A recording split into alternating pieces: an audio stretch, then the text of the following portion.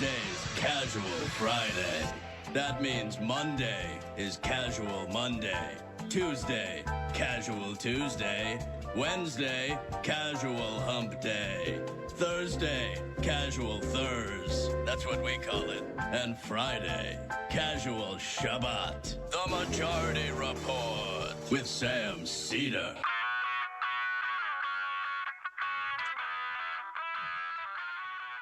It is Friday, April 10th, 2020. My name is Sam Cedar. This is the 5-time award-winning Majority Report.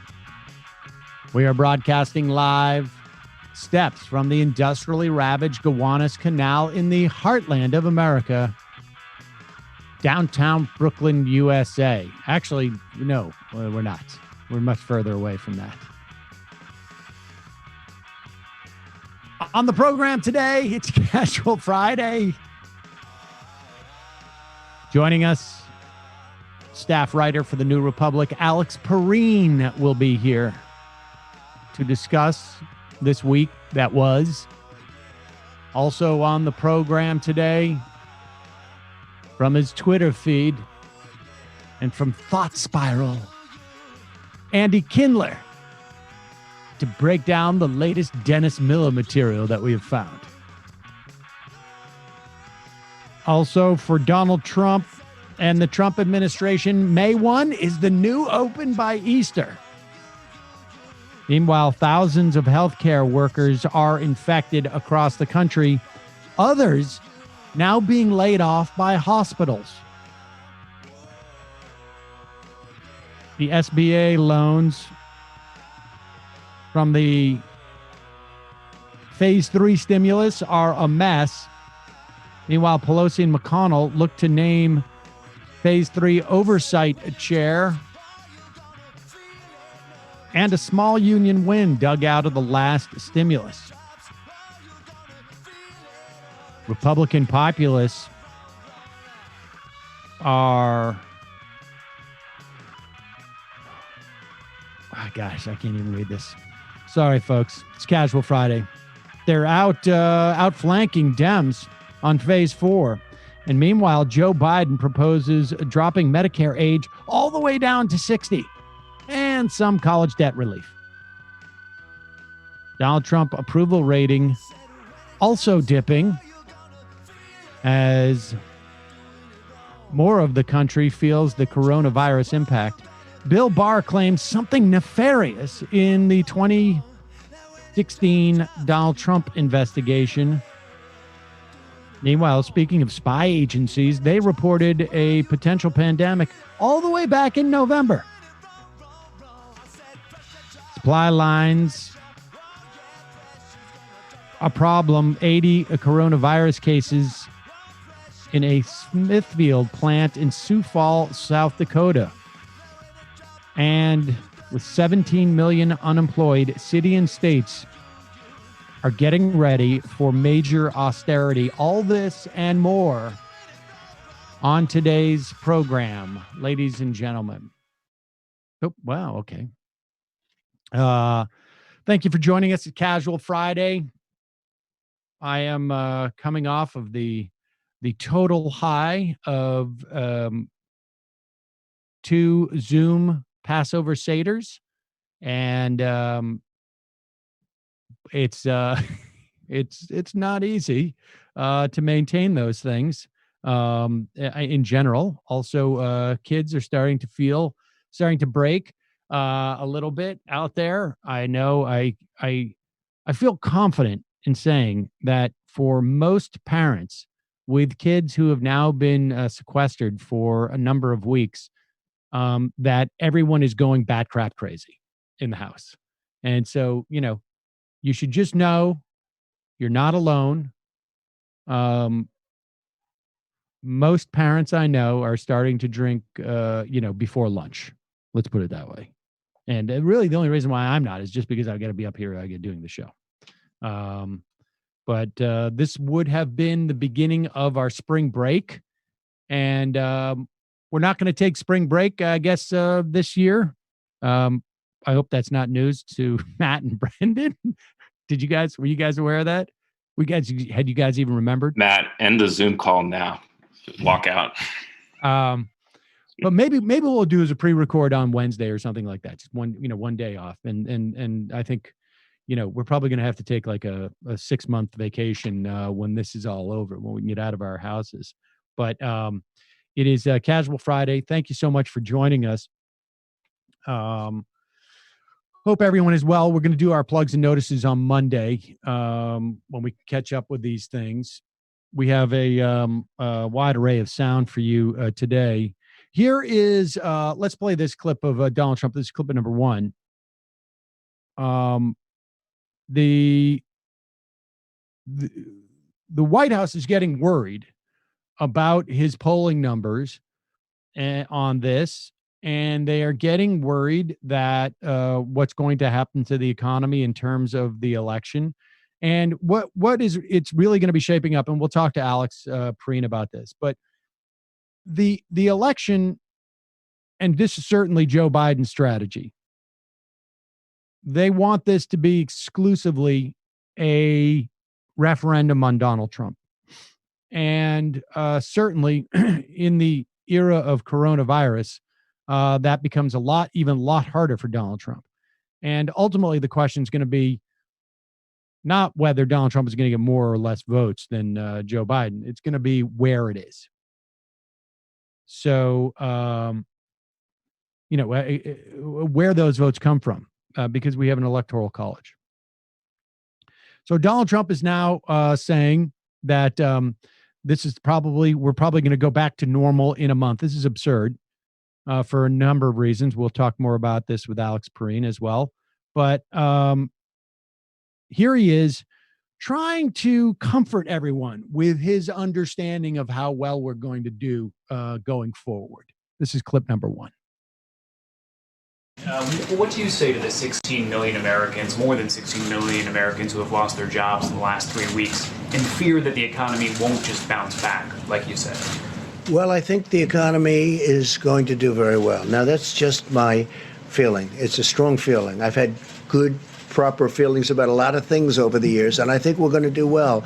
It looks like we're at the lower end of the curve in terms of death, which is a terrible word, a terrible dark word that we've experienced like nobody's ever seen before in this country. I mean, we have numbers that are terrible, but when you look at the lower levels of 100, lower prediction levels of 100, 120,000 to 220,000, or if we did nothing, up to 2.2 million people, we're looking at a much lower level than the level of, I hope, than the level of 100,000. So we're going to see. We're going to have to. You can never do anything about the people that lost their loved ones and lost their friends, and I mean the great friendships. And I'm not sure a lot of people will ever be the same. But I think our country, from an economic standpoint, will end up being stronger than ever. We have tremendous stimulus. We have tremendous stimulus plans. We have things in the works that are going to really, I think, fire the country. I think that what's going to happen is we're going to have a big bounce rather than a small bounce. What is amazing to watch is Donald Trump try to sound empathetic about people dying. It is fascinating where he realizes there's a bunch of words that he's been told to say. People have lost their loved ones. They've lost this and that now. And he just sort of recites this with absolutely no connection to the words he's saying. It's fascinating. I mean, no one looks to him for this. I don't think. I mean, maybe there are people, some of his voters perceive it this way. And he could be right in terms of the kind of bounce that we're going to have, but it's very hard to imagine. Once you get past a certain point, it's going to be very difficult for small businesses anyways to just ramp back up, to get their customers to come back in, to get their, and here's the problem with we'll talk more about this with Pareene as well, but here's the problem with Donald Trump saying we're going to all come back in May. One, it's not up to him. Most of our stay-at-home orders are a function of the states, and they're not going to listen to the federal government on this stuff because they've gotten screwed in the past when they tried to. Yeah, and just in terms of guidance. The other is that I don't know about you guys, but I'm going to take a little time before I go to a movie. I'm going to take a little time before I go to the mall. And we're not even there yet, but I mean, on the day that, Donald Trump says we can all come out now, I'm going to take a little more time, I think. And I think the other issue that we're going to have is that this has been a rolling situation in New York City. Yesterday, 800 patients died, which was twice as many as on any day before. They died, I should say, specifically in hospitals of COVID-19. In addition, 200 New Yorkers a day are dying at home, which is about on a typical day, let's say 3 months ago in New York, you get about 20 people dying at home. Now, it's unclear what they're dying of. They could be dying of COVID-19. They also could be dying of other things that have been untreated because hospitals are so overwhelmed. But we do have basically a shrinkage of the rate of increase and maybe even a flattening of the in New York of new hospitalizations, which indicates that at the very least we're, the curve, we're at the dropping part of the curve. But one of the things about flattening the curve is that you're actually, when you flatten the curve, what you're doing is you're pushing, you're disaggregating and you're almost depreciating the numbers across time. So what you've done is made it possible for hospitals to deal with the numbers that are coming in, but the numbers are still going to come in, still going to exist. And none of this is going to be dealt with until we get testing. And as far as anybody can tell, the federal government has been a disaster in this regard. In fact, they had announced at the beginning of last week, they were going to pull all support of testing. I should say a couple of days ago. I can't even remember what day it is today. I think it was 2 days ago. On Wednesday, they said they were going to pull all testing support by the end of the week. And then they reversed themselves when people were like, what? Hope springs eternal, folks. But we're in for, I think, a little bit more of a difficult time than Donald Trump wants us to believe. I certainly hope to be wrong about that. I would be very, very, very, very excited if we could all just go back to normal in 2.5 weeks, and the economy bounces back the next day. I'd be more than happy about that, believe me. But does not look like the most likely of scenarios. In the meantime, this program, Majority Report, is made possible in part by Skillshare. The first 500 people who go to skl.sh/Majority Report 7 are going to get a free premium membership to Skillshare for 2 entire months. Skillshare is an online learning community, offers thousands of classes on almost any topic you can imagine. All classes are taught by experts in their field. They have classes on drawing. They have classes on painting. They have classes on photography. They have classes on haircutting. They have classes on video editing, web design, running a small business, a whole lot more. Almost all the classes are less than an hour long, and every class is split up into like little episodes or chapters. So it's easy to fit Skillshare into your week. If you got to run around, do a bunch of different stuff over the course of the day, or, maybe you're doing it with kids, little bite-sized portions. I have decided not only am Mila and I going to take a haircut course this weekend as I contemplate the idea of letting her cut my hair.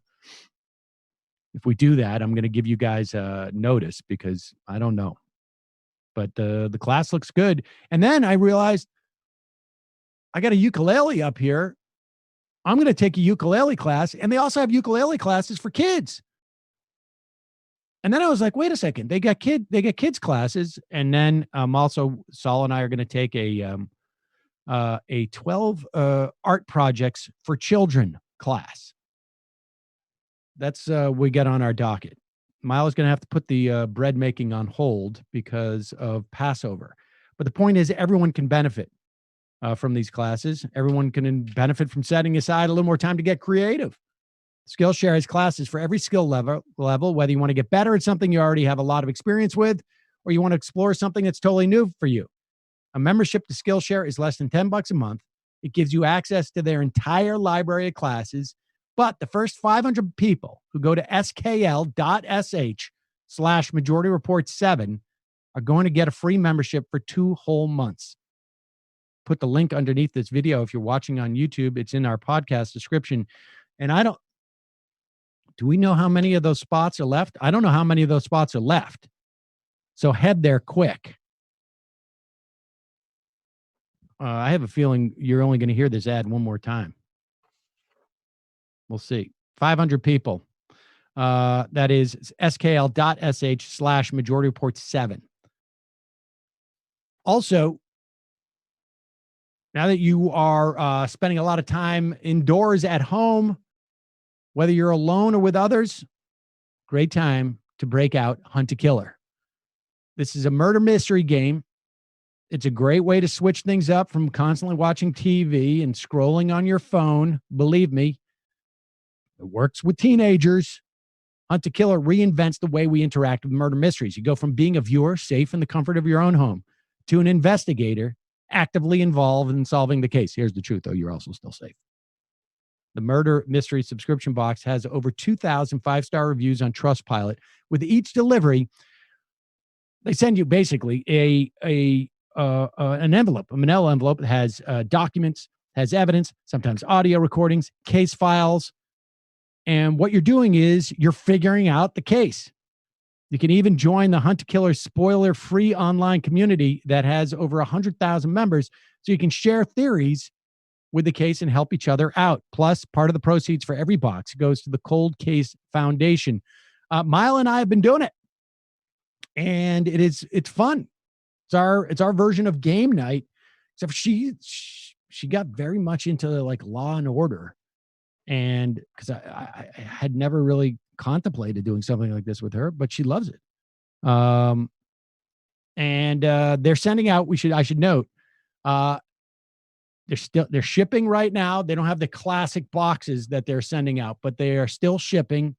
And so it's available for you right now. And you can go, for our listeners, you can go to huntakiller.com/majority, use the promo code majority at checkout for 20% off your first box. Head to huntakiller.com/majority for 20% off. Show support for our podcast and do yourself a favor. That's huntakiller.com/majority. And they keep sending it to you. It's like, you're working on one case for basically, the equivalent of a TV season, if you will. And then you get another one. It's great. All right. Just a reminder, this program relies on its support from you, our listeners. If you have the means to become a member, go to jointhemajorityreport.com, sign up, support the show. You get extra content every day. And if you are interested in listening to the full show, but do not have the means, send me an email at majorityreporters@gmail.com. Give us a little time. We will get there. If you are one of those people who have lost your job, you're concerned about it,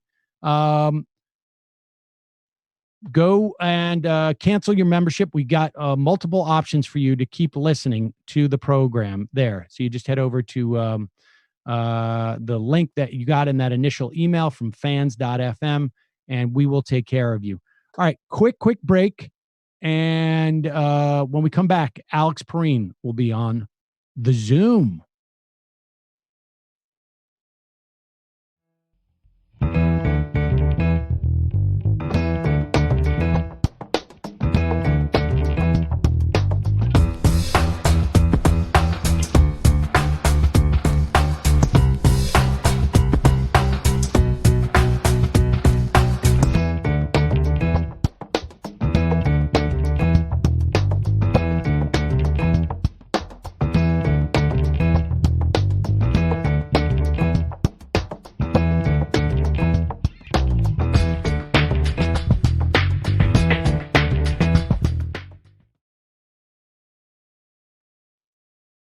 We are back, Sam Cedar on the Majority Report on the phone. Well, wait, no, not on the phone.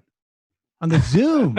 On Zoom. The staff writer. And I say the staff writer. I know there are multiple ones, but you are the staff writer as far as I'm concerned for the New Republic. Alex Pareene. Alex, welcome back to the show. Thank you so much.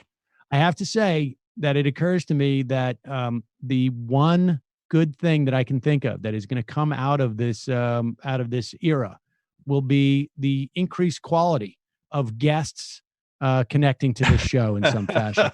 This is going to be known as the golden era of podcast podcast technology increase. You've got a great mic set up there. You got your Zoom. I see you got your bookcase. Yeah, exactly. Requisite bookcase behind you. Behind me. I can set up the pop screen too, but it'll block your view of my face. So I appreciate that. So Alex, let's start. Obviously, I think there's been two stories that have, really three stories I think that have been sort of tracking over the past month, and that is, and not in this order, the primary, the medical reality that we're dealing with, and the financial economic reality that we're dealing with, and then the responses to both of those. Let's start with the primary, because this is going to be the last time we talk about it as a primary, I think, for the most part. I mean, who knows? But I think that's going to be it. And Bernie Sanders made it official this week. I think on some level, there was a sense that everybody knew this was coming, and it was just a question of in what form or when. And so I'm just curious as to your thoughts at the end of Bernie Sanders' a run here at the presidency, and Joe Biden now being the genuinely presumptive nominee.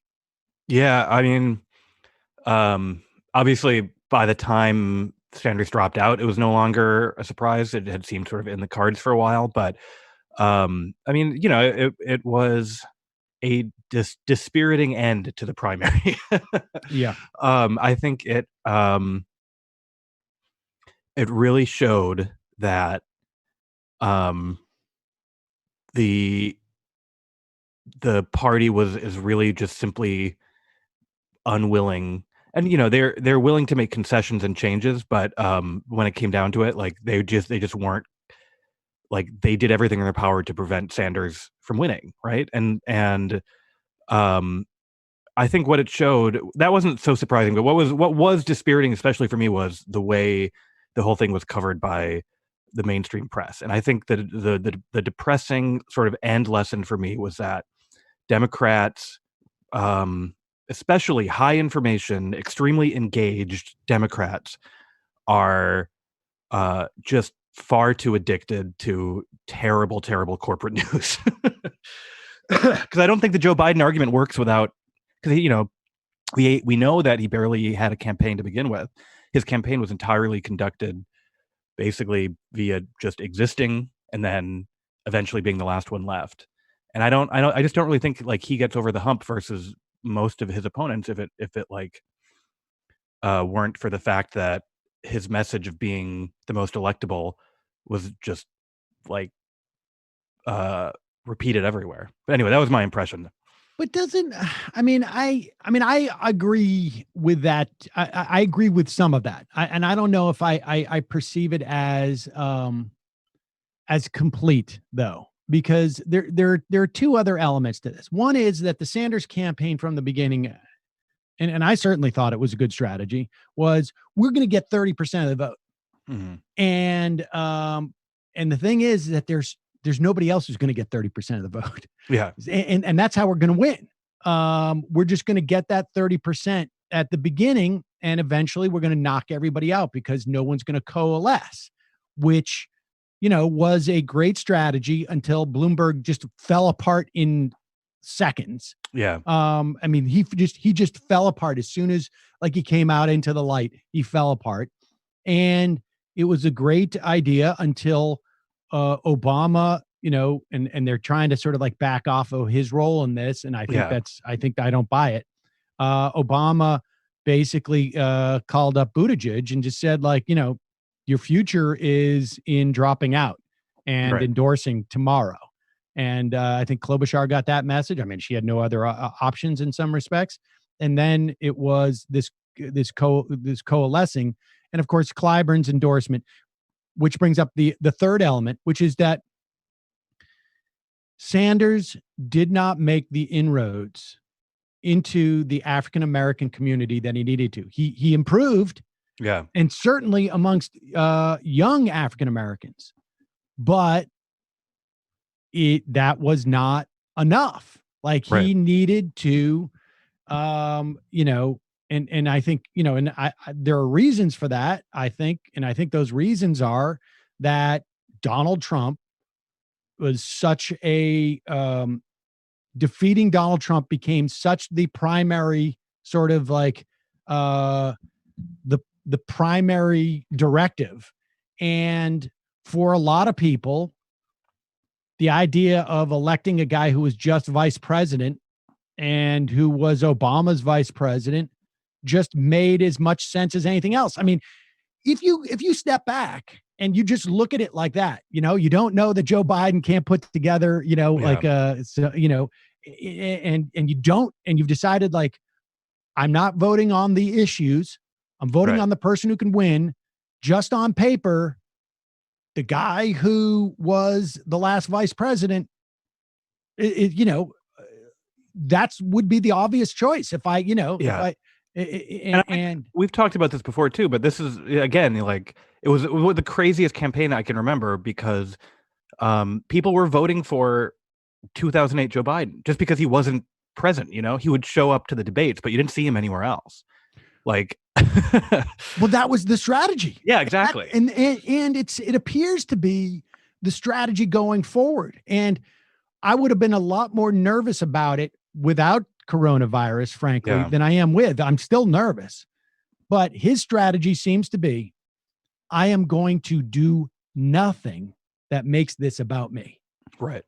Like they are not going to be able to run against a guy who's not there because if Donald Trump criticizes me for not being around, then I'm around and I'm around as an option. Right. I mean, that's what the strategy seems to be. We're going to make this completely a referendum on Donald Trump and hope that people dislike him enough. And on some level, that's what the 2018 victory was all about anyways. Right. And I mean, I think like, if this was a completely normal presidential campaign where people were allowed to leave their houses right now, I would certainly be a lot more panicked and alarmed. Yes. And I was feeling pretty like when the coalescing happened, what was scary about it to me was I just felt that like all these figures who had identified exactly what was wrong with Biden, the candidate this time around, threw that aside just because stopping Sanders was more important to them. But now it's like, that could work. Anything could work. We don't know what the election's going to look like. Who knows what the election's going to look like?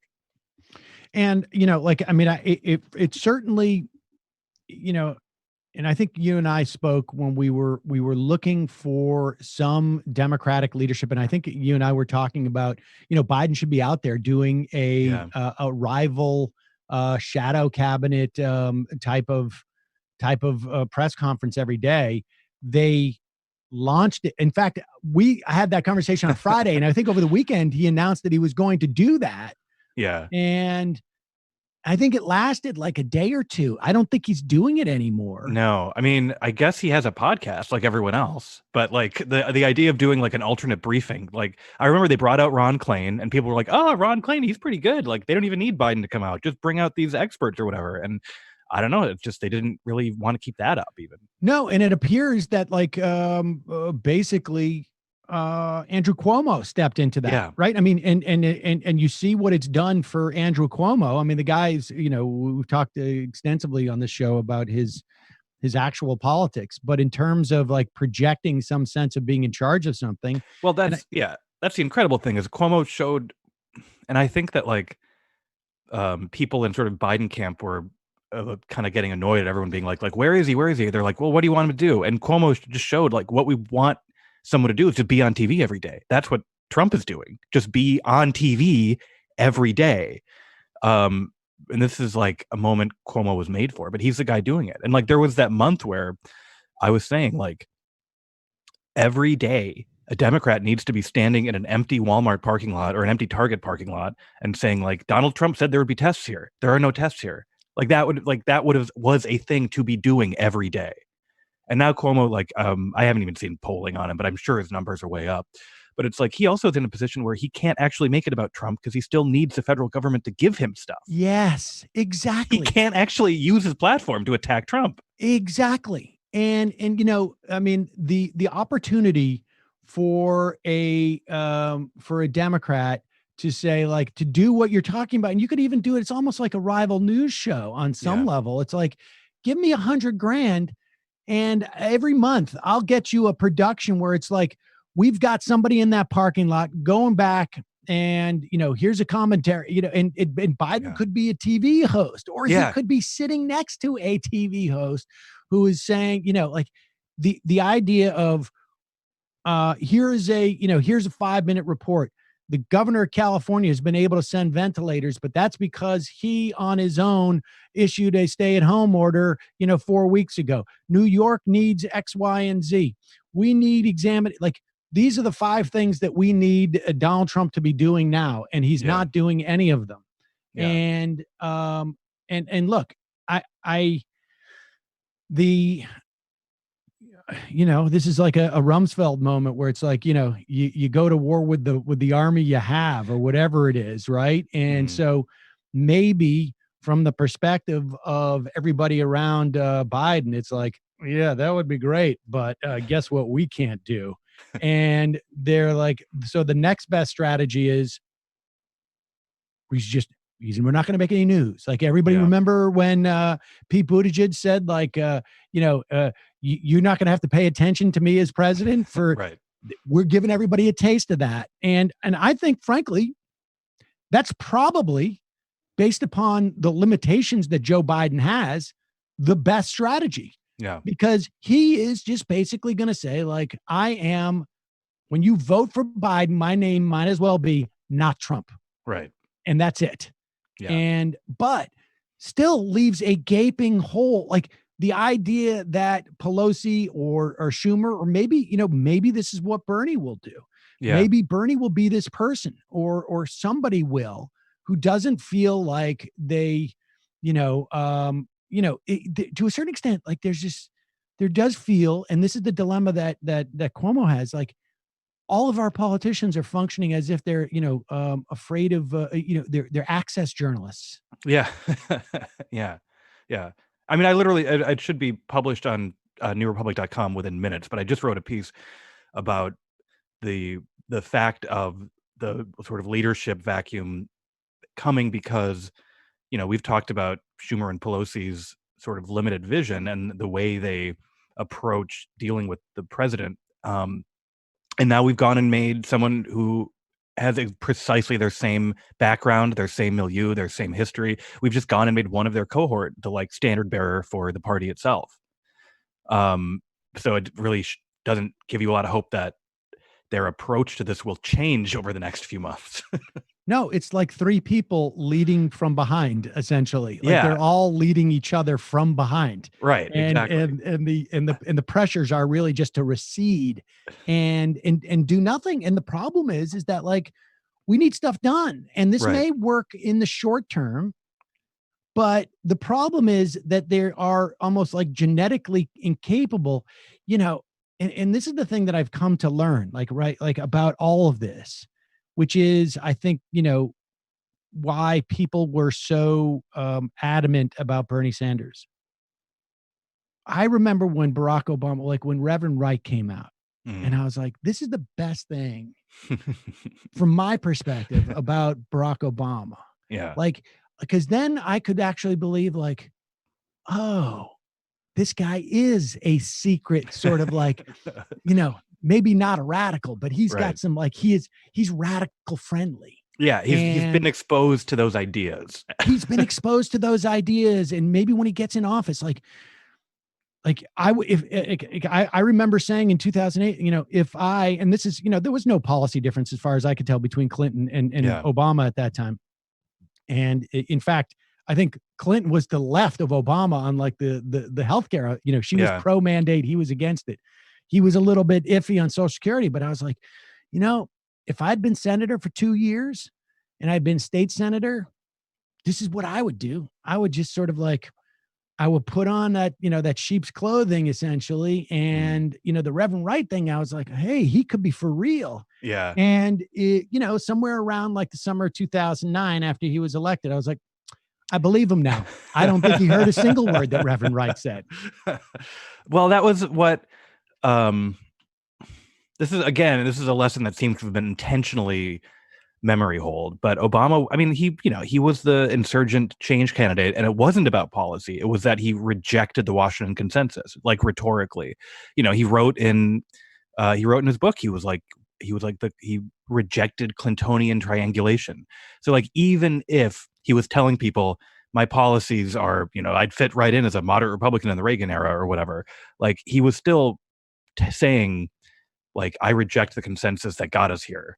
And obviously we have now in a moment where that is not an offer from anyone in the Democratic Party, saying like, there's no one who's the throw the bums out. There's no throw the bums out candidate. No, well, I mean, they all are basically just like, insofar as that it's Donald Trump. But the problem is that I don't think this is a, short term, this can work maybe, but I don't think this is going to be followed up by, now we're really getting down to business. I think it's just going to be like, this is less a tactic and more just a sort of a disposition. And it just sort of, they're choosing this as a tactic because it's also dispositionally where they're comfortable.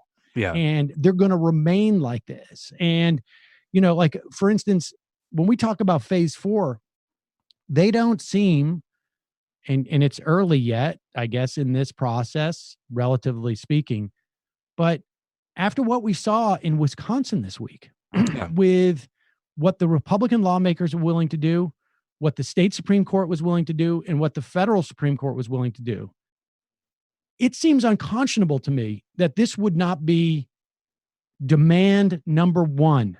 Mm-hmm. You guys are in control of the government. You have the executive branch and the Senate. We're in the House. We can't even convene. Mm-hmm. The only thing we're telling you is you better put these voting protections on, vote by mail, whatever it is. And then it seems to me the other thing that they should have are economic stabilizers that are automatic. So we don't rely on Republicans if, Biden wins and we don't have the Senate to do anything in 2021. And they should be demanding this right now. Chuck Schumer should be saying no conversation other than this. And I will say they've been good in terms of like shutting down the SBA expansion, because what McConnell wants to do is do it all piecemeal. Right. So that they can't leverage stuff like that. Exactly. Yeah. And what's your sense of how that's resonating? Like I know that Chuck Schumer and Nancy Pelosi are like, we're really putting it all on the line by not doing this SBA thing. But I mean, I read the news professionally every day, and that's story number like 43. Yeah. Yeah, exactly. I mean, I don't know, like they are just constitutionally not fit for a moment that requires like creative thinking and like new approaches to problems. That was what struck me about phase 4, was that Pelosi couldn't even seem to articulate what she wanted to accomplish with it, and it was like she kind of tossed out the salt tax like repeal, which was just like the craziest thing I've heard from a Democrat so far. That's can you just go through what that is so that people can understand how completely demented this is? Like, it's completely demented.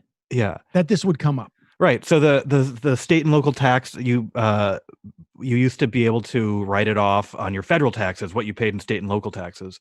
And then the big Republican tax bill got rid of that, I think mainly just to annoy rich blue states. Yeah, because the people who benefit the most from the state and local tax deduction were wealthy homeowners in largely urban Democrat voting areas.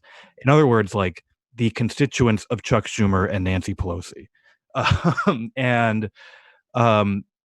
Even though it's a like the salt tax repeal, it's become a Democratic priority for some Democrats to get the salt tax reduction back, not because it's a particularly progressive policy in any way, but just because it was like just as constituent service, basically. Like this, like it was a thing that was helping my constituents. But like the idea of that having any priority whatsoever in a disaster response economic aid bill, like it's that they have a single bag of policy responses that they can draw from, and they can't like, and nothing new can enter the bag, and they can't like think of something new. And just to be fair, those SALT deductions, they increase pressure on the governors of these states theoretically, Right, to lower property taxes, essentially, right. and local taxes. But that's a political thing. Yeah. I mean, and there's been no, like, I'm not convinced of that, frankly. Like literally, I think 40% of the benefits go to people who are making over $1 million.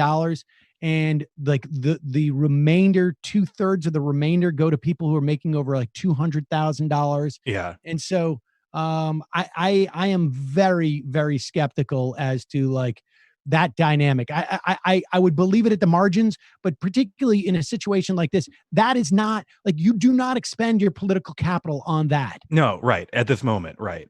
And then like she sort of dropped it since then, but it is I still get the sense that like she doesn't actually know, like it's like they're just not good at figuring out that the things they're supposed to be doing are like addressing the actual problems happening, like currently happening.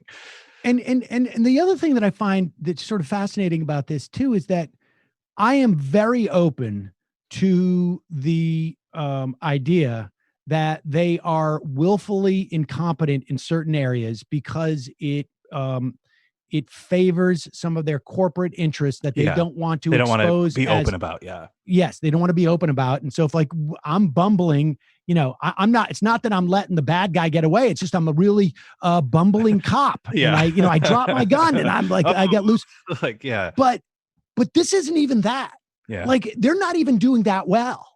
Like in terms of that. Like well, you can see how impossible it is for them to shake their instincts here when like I was never clear on why. So all right, I've seen this debate online because there's been discussion about how Nordic countries are doing direct paycheck subsidies to keep people on payrolls, and Josh Hawley, regardless of whether you think he's sincere Republican, Republican Josh Hawley, regardless of whether you think he's sincere or not, proposed something similar. 80%. He wants to pay companies directly.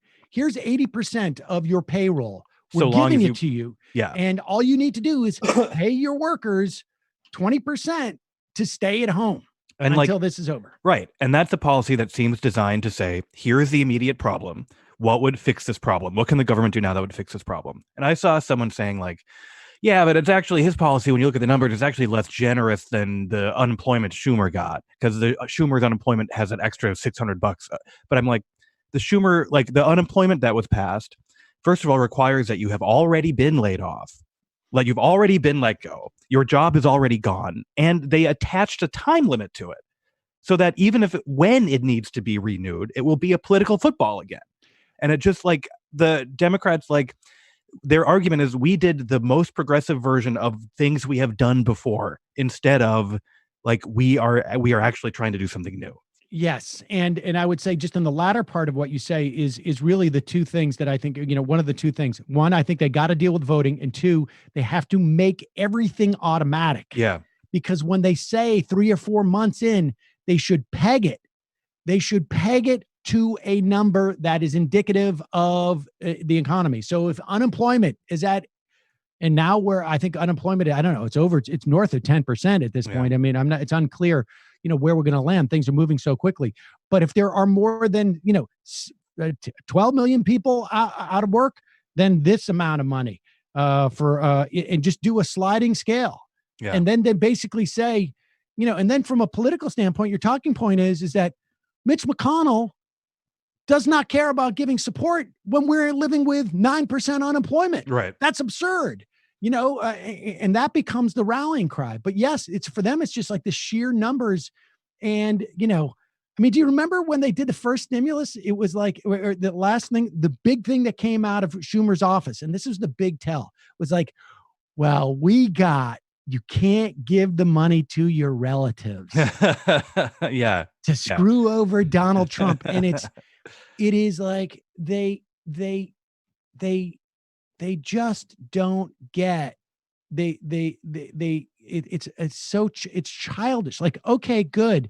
Even though the mechanism we all know now has been thwarted in such a way, Right. and he doesn't care if he's still president. I got news for Chuck Schumer. If Donald Trump is still president in January of 2021, it ain't going to make a difference. No. If Jared Kushner walked away with $1 billion from that, they're not going to do anything about it. No. Yeah. And I mean, right. There's,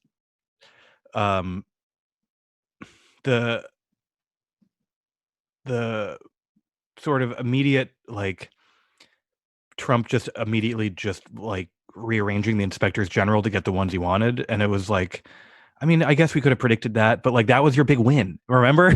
Like, you all told us that was your big win. and it would make so much more of a difference if we had some evidence that the House would act aggressively to use its own inherent powers to do this shit itself. But we just saw what happens when they do that. They intentionally limit the scope of it. Yep. They call it a day.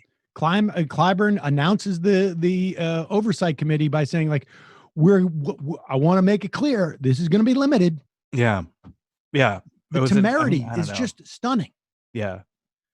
And it's, I think you could tell in the initial, the fact that it was like treated like a stimulus when it's like, people need money to live, but we're not trying to get them to go out and spend it because there's nothing, like, businesses are closed. But, I think there was an initial fear about the big number too. Like, you could just tell there was fear about the big number that Republicans didn't feel at all. Republicans were willing to just sign on to the largest possible number. But I think that, like, that was like exactly what I'm talking about, where it's like, they're scared. They're right. They're still like, they're scared of a moderate backlash to doing too much at a moment when, like, the most needs to be done. Yeah, it's fascinating. It really is some type of, like, knee-jerk reflex that they have. They got outflanked by the Republicans on this in many respects. I mean, look, it may not make a difference. Again, Donald Trump, the hatred for Donald Trump, and I certainly feel it, may be significant enough to sink them all. But, you start to see things like that old Katy Hill district in California was just changed from a toss-up to a lean Republican, I think. Oh, really? And it makes you get a little bit worried about, we're way out. I mean, I know that doesn't mean anything and this and that, but and everybody's going to be worried anyways. Yeah. So let me just ask you this, since we also had Joe Biden come out yesterday with his big concession, I guess, to Bernie Sanders. And I get it. He doesn't have to concede anything. But Biden basically proposed dropping the eligibility age for Medicare from 65 to 60. Yeah. Which, all right, I mean, someone should counter with, like, well, how about 35? Yeah. And then the other was a limited debt relief. Yeah. For college. If I recall correctly, Hillary Clinton had a buy-in to Medicare at 55. Yeah, she floated it. I don't know if it was ever part of the platform, but she definitely floated it. That's obviously different from getting it for free at age 60. That is, in some respects, it's a little bit of a dream for insurance companies because, hey, wait a second, we get rid of the 60 to 65 cohort. Fantastic. But I don't know. I mean, it's a, this will, again, this will be in a piece that we'll be publishing shortly. I wrote about this as well, but it's a plan designed to make it look like you made a compromise and not a plan designed to actually, like, do much to help people. I mean, it helps 5 years worth of people, presumably, but those are the most and best insured people by and large in the country already. Like, the people who are being thrown out of work and losing their insurance and will continue to be so are going to be overwhelmingly young over the next weeks and months. But the funny thing is with the student loan forgiveness part of it, which was means tested, and it only applies to public colleges and historically Black colleges and universities. And that was the tell for me, because that is a plan designed by people who want to make sure no one who doesn't deserve it, quote unquote, will get their hands on this money. So it was designed with that in mind. And in designing a plan only around the idea of keeping it out of the hands of the undeserving, they left out everyone who's in debt from scummy for-profit colleges. Mhm. like for-profit colleges, like the overwhelming, I don't know about the majority, but a huge number of the people in debt from scam for-profit colleges are people of color and Black people. And women mostly. And women, too. yeah, mostly women. So it was not a serious. I mean, it was not a serious proposal in any sense. Like, there's nothing about it that it's designed to look like a concession and not be. They didn't take it seriously. Well, and here's the thing: is that the mistake here too is this sort of notion that if we pay some type of homage, some type of tributary to Bernie Sanders, that will be sufficient. And my concern is. And I want to, also put a caveat to this in a minute, but my concern is that it is not, like you say, right now in particular, the people who are going to need healthcare are overwhelmingly, I think, under the age of 50, and probably overwhelmingly under the age of 40. I mean, I think that cohort lost most of the jobs at this point, and they're going to be needing healthcare. And you have just made a sop to really, I mean, in many respects, Biden's concession or whatever it was, however it was framed, was really to his own supporters. Yeah.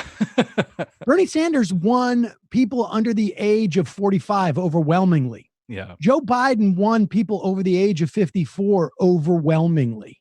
Yeah. That 60 to 65 cohort, they're already Biden's supporters. Yes. You need to give something to the supporters of Bernie Sanders, not to Bernie Sanders. Not to say we're giving you, Bernie wants Medicare for all. Well, here's 10% of that. Yeah. We're giving it, but you're not giving it to the supporters. Now, I am of the mind that people are going to come out for Biden in a way that they did not come out for Clinton. Yeah, I mean, they well again, we'll see what the election looks like, but I think obviously, like, the stakes are clearer now, and the idea that Trump could win is known because he did win. Right. But I think that's the case. And the question is, will it be in those specific areas where,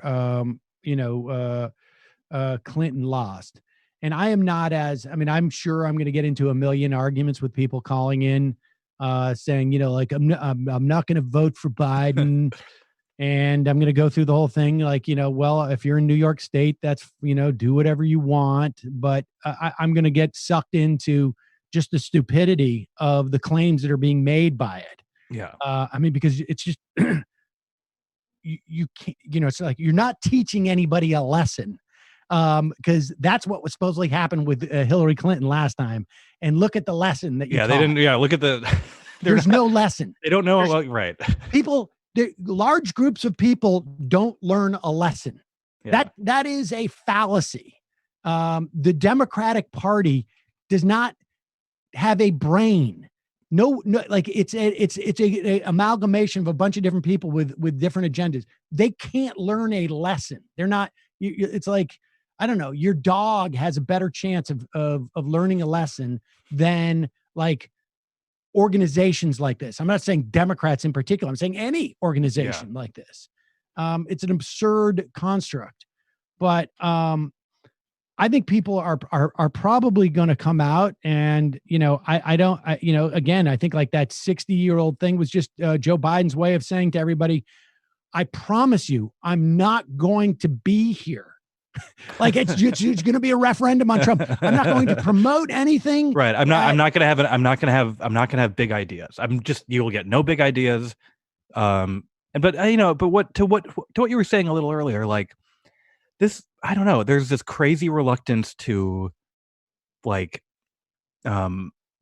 just offer things, I think. And even, knowing that the sort of political realities, but like, I don't really know why it was necessary to say 60 and not say 50. Like why that's so arbitrary, but like, why are you so unwilling to just, it reminds me of when I saw people complaining that Trump wanted to put his own signature on the Treasury checks. Yeah. And it was like, so the thing you're mad about is that he's doing a cheat code by trying to do good politics. The thing that is making you upset is that he is giving everyone something and trying to take credit for it, and you think that's unfair. Right. When you could, like, there's nothing stopping Joe Biden from making promises to people that, like, he might not be able to get 100% of, but he could say, I will fight for them. But again, like, that's not the kind of campaign he has decided that they're going to go with. It really does feel that they saw doing less as a net positive. Yeah. Honestly, I'm not being facetious about this. Like it really, they could have said 50. They could have matched Clinton's, maybe they don't want to do that because they don't want that to be like, it's Clinton part 2. I think they specifically said, what's the least amount we can do that we can get Axios to write an article that says we're doing this on behalf of making a concession to Bernie, and but show, completely signify to everyone, we're not going to rock the boat. That's not what we're about here. This is all about Donald Trump. This is a binary choice, Donald Trump or no. And certainly, it is, right? It is. That's the thing, is that like, Joe Biden, there's very little that I think I can imagine that Joe Biden could do that's going to turn off the vast majority of Democrats. They already know the 15% of Sanders, supporters polled say they won't vote for Biden. That is consistent with basically, probably what it was last time with Sanders. 12%. Right. That's just a normal number for any like contested primary. It's probably lower, than we've seen. And I think they're like, okay, a certain percentage of those were not Democrats anyways. We may lose some of those people, but the problem is that like Biden's thinking like, I'll pick them up in, with some disaffected Republicans. Yeah, exactly. Yeah. And I'll do that by, if I can't get 15% from Sanders, I'll do it by somewhere else by just saying 60-year-olds. Yeah. Yeah. It's a little bit depressing. It is. It certainly is a little bit depressing. But fortunately, we all have a tremendous amount of time to go and just drink and not have to drive and go out. Yeah, exactly. What do you? Let me just ask you this, and I feel like it's too early for this, but on some level. But I'm just curious, and I think I'm going to try and do this more with people. Like, give me your sense of like when do you think we're out of this? What do you think are the big changes that are going to be? Have you given how much thought have you given to this, or have you? Let me put it this way: everybody's given a lot of thought of it. How much have you settled on an idea or two about these things, or are you just rolling with it? I have given some thought to it. I have a very pessimistic scenario in which, sort of here's my pessimistic scenario, and then I'll try to be a little bit more optimistic. But, I can see a world in which governors like Andrew Cuomo use this opportunity to effectively ram through an austerity budget, which he has sort of already done. Yep. And meanwhile, like, because of the inability to get support to small business, it's devastated and unable to return because most everything has been sucked up by private equity. or big national brands or something like that. That's kind of my nightmare scenario, mainly for New York. I don't know what it looks like after that. Like there aren't, laundromats and bars and bookshops and there aren't those things anymore. I don't know. Like I don't know what it looks like. I guess I can be more hopeful that, like, if you believe some of the models, we have hit the peak and it will decline over the next month. And it's not that we can just then be like, everything's back to normal. But if things can survive for the rest of this month, there will be some limited ability to sort of like actually live a real life again. Right. Yeah, that's I mean, I think the thing that strikes me is that at one point we're going to get, I mean, they need to, they have not established yet just like how safe you are after you have it.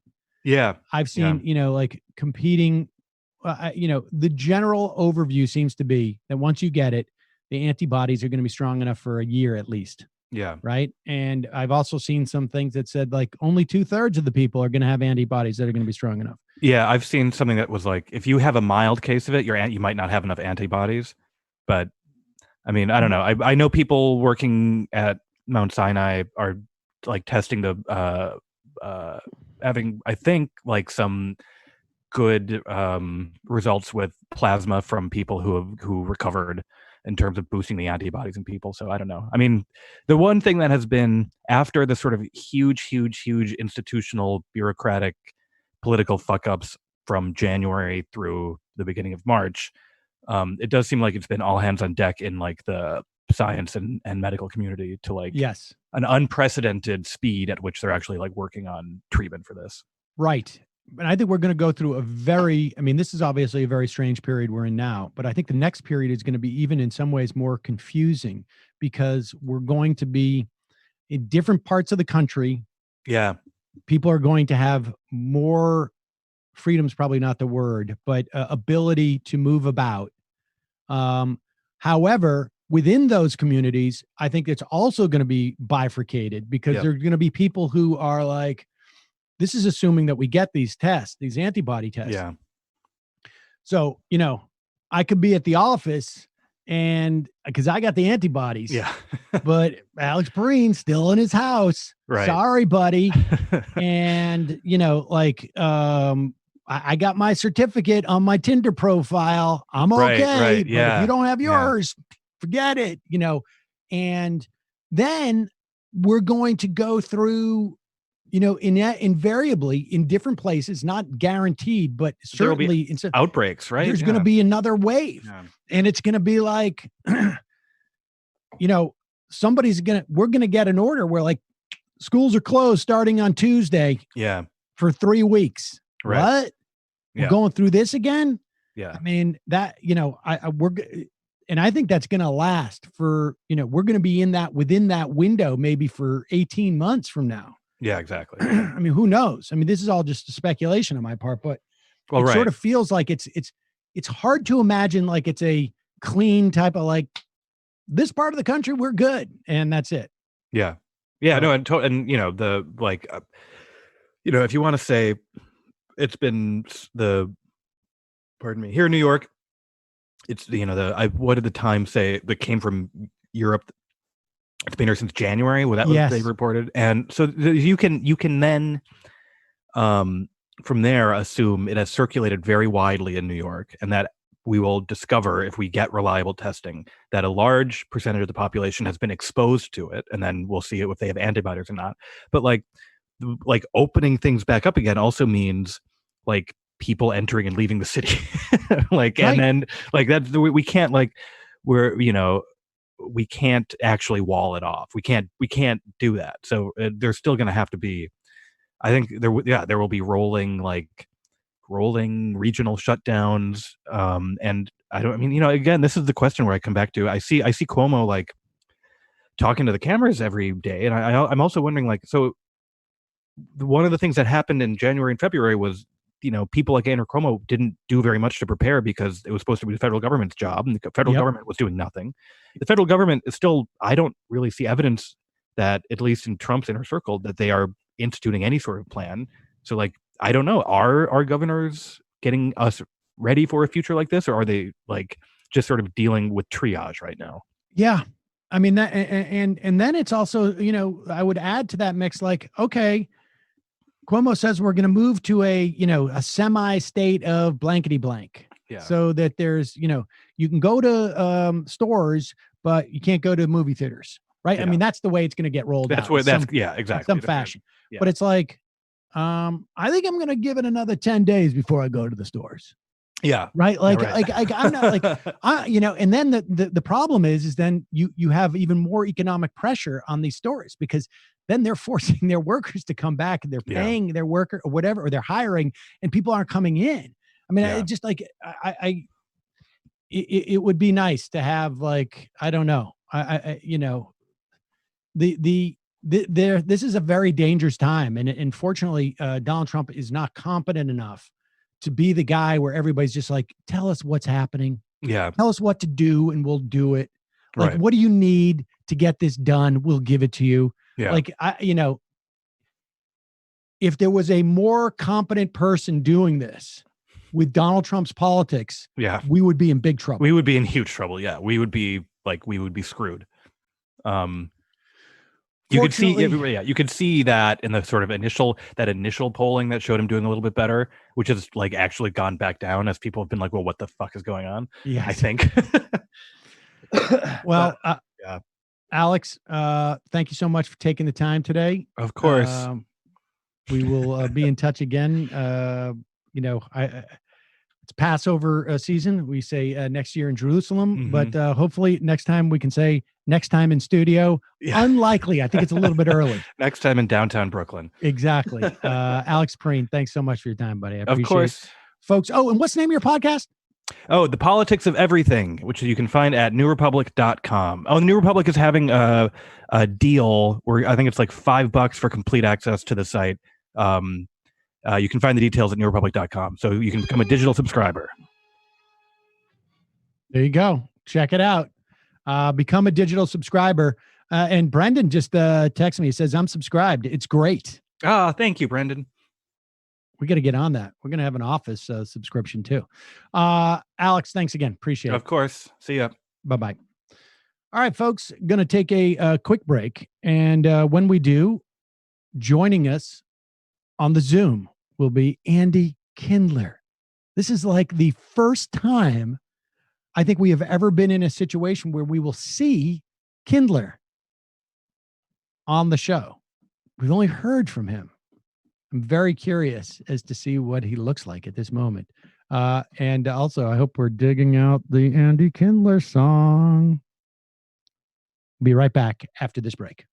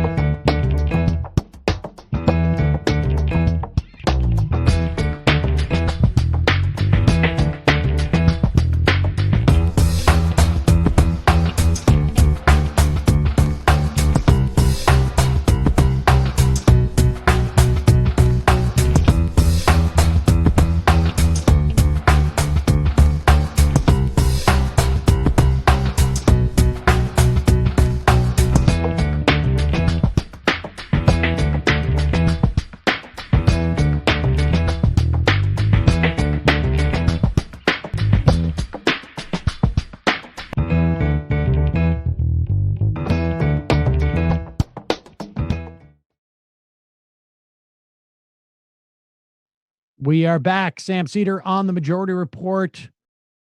In exile, in the diaspora version, and very apropos, considering that it is now Passover, and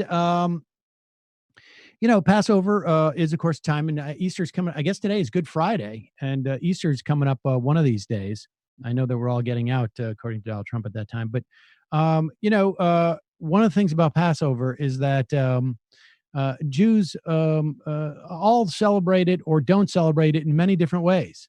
And you might ask, well, how do you do it, Sam? And I would say, well, how does a Jew like Andy Kindler do it? Leading to this.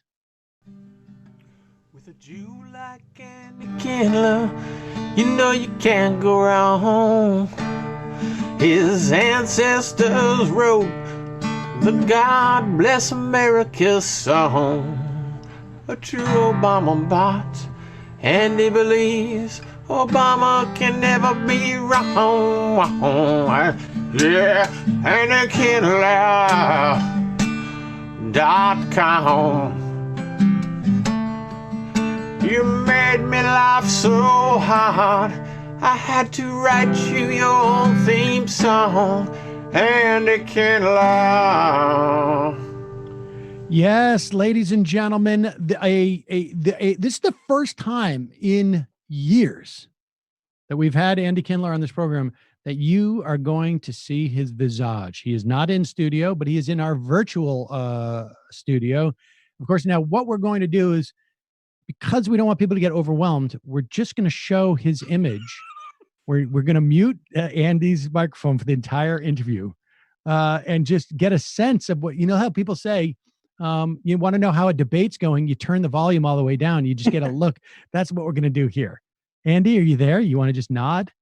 I am here. You can't hear me? You cannot hear me. We can't hear you, of course. Oh, what kind of a prank is that? That's cruel. There's a certain amount of cruelty in your show now. I'm just kidding. Yes. I'm not kidding because I haven't said anything funny. No, what Am are you I doing? okay? I was going to say, what are you trying to, are you I'm trying checking? to increase the comedy. Well, this is the greatest thing that's ever happened. You're looking. I haven't lost one gig yet. I have no effect to my schedule at all. Even when I do my club shows, same attendance that I would normally get. This has been the great equalizer for you and everyone's career. You now have as busy of a touring schedule as the top comics in the country. That's exactly. Finally, my concept of half a house tour is going to take off. Never 30 to 40 people can't be wrong. There you go. And is this you now? You've been using Zoom a lot because it seems like the way you're responding to seeing yourself on. What do you mean? Well, it's just you're looking at it as like the same way somebody would be like, "This is the first time I've ever seen myself in a mirror," and you're just sort of examining, like, how do I look from this angle? How do I look from that angle?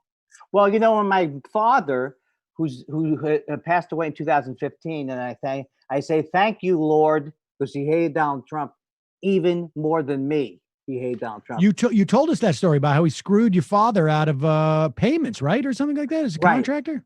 And my father used to sell gas burner supplies. And I don't know where my father is in his grave right now, but if he knew the guy from Honeywell was at a national news conference, he would roll back over in his grave. If you weren't into gas burner supplies, you're on the floor now because I did a Honeywell reference. I could have done a White Rogers. Anybody? Well, all right. Fortunately, we can't hear the howls of laughter that are happening out in the Again, this is so great for me. I don't have to wait for the studio laughs. You don't have to ever imagine. I do have something here, though. I mean, if you want something like this, I could do that. You know what? Some people might say that that's a phony way to get yourself excited. What's wrong with it? You know what I'm saying? That sounds better than actual laughter to me. It's more genuine in many respects. Well, because I have a friend who has and this is true, he has myasthenia gravis and he's doing okay, but it's one of these I don't know what that is. It's a disease and they have treatment for it, But what happens is that your muscles get very stiff. You can't move. And one of the symptoms is a blank, expressionless face. What are the odds that half the people who have been coming to my shows for all these years suffer from myasthenia gravis? For all I know, I was killing, Sam. I was killing, but they were unable to show it. That's very possible. Does that, when you tell that joke in a room full of people, Yeah. Is there anybody who gets it? The No, myasthenia? because I think people think that, first of all, well, I opened it up with that it's a disease named by Jerry Lewis, myasthenia gravis, and no one likes that. So people get upset. They think that I'm going to say something terrible about disease, but my friend has it and he's alive. If he wasn't alive, it would be a cruel bit. But it used to be an even more horrible disease. And let's cut to a clip. God. And also, the other symptoms include checking your watch a lot. Googling nearest comedy club is also a walking out of a room at different involuntary turning of your neck to see what the people behind you are laughing at. That's also marked by a great increase in requesting your money back from management, is my understanding. It doesn't make sense on a certain level. How could that affect your actual physical motor skills? It's very strange. And there's a lot of like, check, please. Oh, and they often check. They do a neurological test. What would make someone go, or do this? What would make someone do this during someone's act? Did you find that a lot of those people also had the ability to do this? Yes. Well, thumbs now, down. Absolutely. And Sam, before we go further, can I do my yearly Passover joke? Yes, please do. Okay, here we go. Hey, folks, Passover's getting more commercial every year. Don't you hate this? They start earlier in the year in the stores with the Passover stuff. It's not even Tu B'Shvat yet. And all of a sudden they got it seems like you just put away your Shavuos decorations. And all of a sudden, it's not even a week after Simiat Saris, and they're starting you up with the Pesach hype. That's it. That's good stuff. I mean, you look handsome. You look more handsome than ever because you have a certain distinguished look now. You're always hot, sexy Jew, but now you have also contemplative. Well, I would have shaved, but I was concerned that we would look identical. That was what I wish I looked like you. I wake up every morning wanting to look like you. Can I ask you, Andy, a personal question? I am looking at that chair, and it looks like what kind of chair is that? It looks honestly like you really, is that like a desk chair? It's like, it looks like an orthopedic chair. Well, it's a chair that's been in my wife's family for many years. So keep going, Sam. It's been in your wife's family. My father passed away in this chair. Okay, that's wrong. I apologize for that. That is not appropriate. That was not. That is not appropriate. It's not. That not appropriate. But it does look like an orthopedic chair. Do you know that yesterday? Do you know the store Sit and Sleep? I don't. Very popular store out here. Yesterday, I went there for an hour. I sat down there and I said, I really like this chair. He goes, you do? I kept going. I said, yeah, it feels good. Finally, an hour in, he goes, are you comfortable? So I could say I make a nice living. But it took like an hour and a half. But the problem with that joke now is that the first thing that I'm thinking when you say I went to Sit and Sleep yesterday was, wait, that's not an essential service. What's he doing there? That's not appropriate. That's right. Well, that's just the problem with that joke. Don't get us started on the whole oeuvre. Do you, I mean, have you seen any stand-ups doing like exclusive stay-at-home jokes? I don't know if it's become I haven't had anybody from the New York Post ask me what my top 5 quarantine jokes are. They haven't. Did anybody ask you the top 3? No, but I didn't even think about it. If you had told me you wanted quarantine jokes, I mean, all of my jokes rely on that there's no difference now, that my career goes the same way, that I never was performing in front of people. No, I didn't have a career before it. I won't have a. But that's old. So you're saying I should mix it up a little bit, like add some swab material. That could be good. What's Do you the have deal any with these antibodies? swabs? What's the deal with these swabs? I mean, I didn't have that much down my throat on my wedding night. How about this? Alienating your audience? How about this? I keep hearing about antibodies. Look at me. An antibody. You know, I toured briefly as the Antichrist. People can shoot me up if they need to. You do me better than me. I know. Well, that movie? I've been studying at the master. What? When's the movie coming out for us? What movie? Bob's Burgers movie. Yeah, wait a second. Have you heard anything about that? You know, because they're gonna animation. I think is like we are weeks away from like a burgeoning animation explosion. I would bet because this is something that can actually be done remotely. Well, I have a talk show from my house that I'm doing every night tonight. Is that right? Tonight's Bob Dylan is on the show. Janis Joplin will be here, and comedian Fred Travellino. What are you doing? Just booking guests from like 30 years ago? Or what are you doing? Well, some of them are still alive. I'm booking them. And are you doing anything? Now, of course, you're doing Thought Spiral, right? You still doing that? Yes, and that we're doing social distancing with that. We do it just on the phone. I don't even go to his house. His house is 3 blocks away, but I'm so frightened about death. How long have you been in your apartment? I've been in my apartment. I actually went to New York right before this stuff happened. I went to New York and I came back the day that New York was basically locked down. So I've been back since March 10th. Okay. And so I have not left my apartment since then, except to go to the pharmacy and to buy weed. But they don't deliver? No, they do deliver. Okay. That was an incorrect premise. So, all right, Andy, let's get to brass tacks here. I would ask you what you're up to, but I imagine it's just like all Twitter. Is there a new Twitter? Do you have a new Twitter, Bet Noir, or what? No, I'm trying to. I've been recently trying to. Well, you know what I've been doing recently? Like Geraldo Rivera will say something, and then I'll just slam him, and then he blocks me. It's not that fun. How many times can you get away with that, though? I mean, how many times can you block you? Does he keep No, I just thought he wouldn't care, but I just wanted to. But I guess he did. He did care.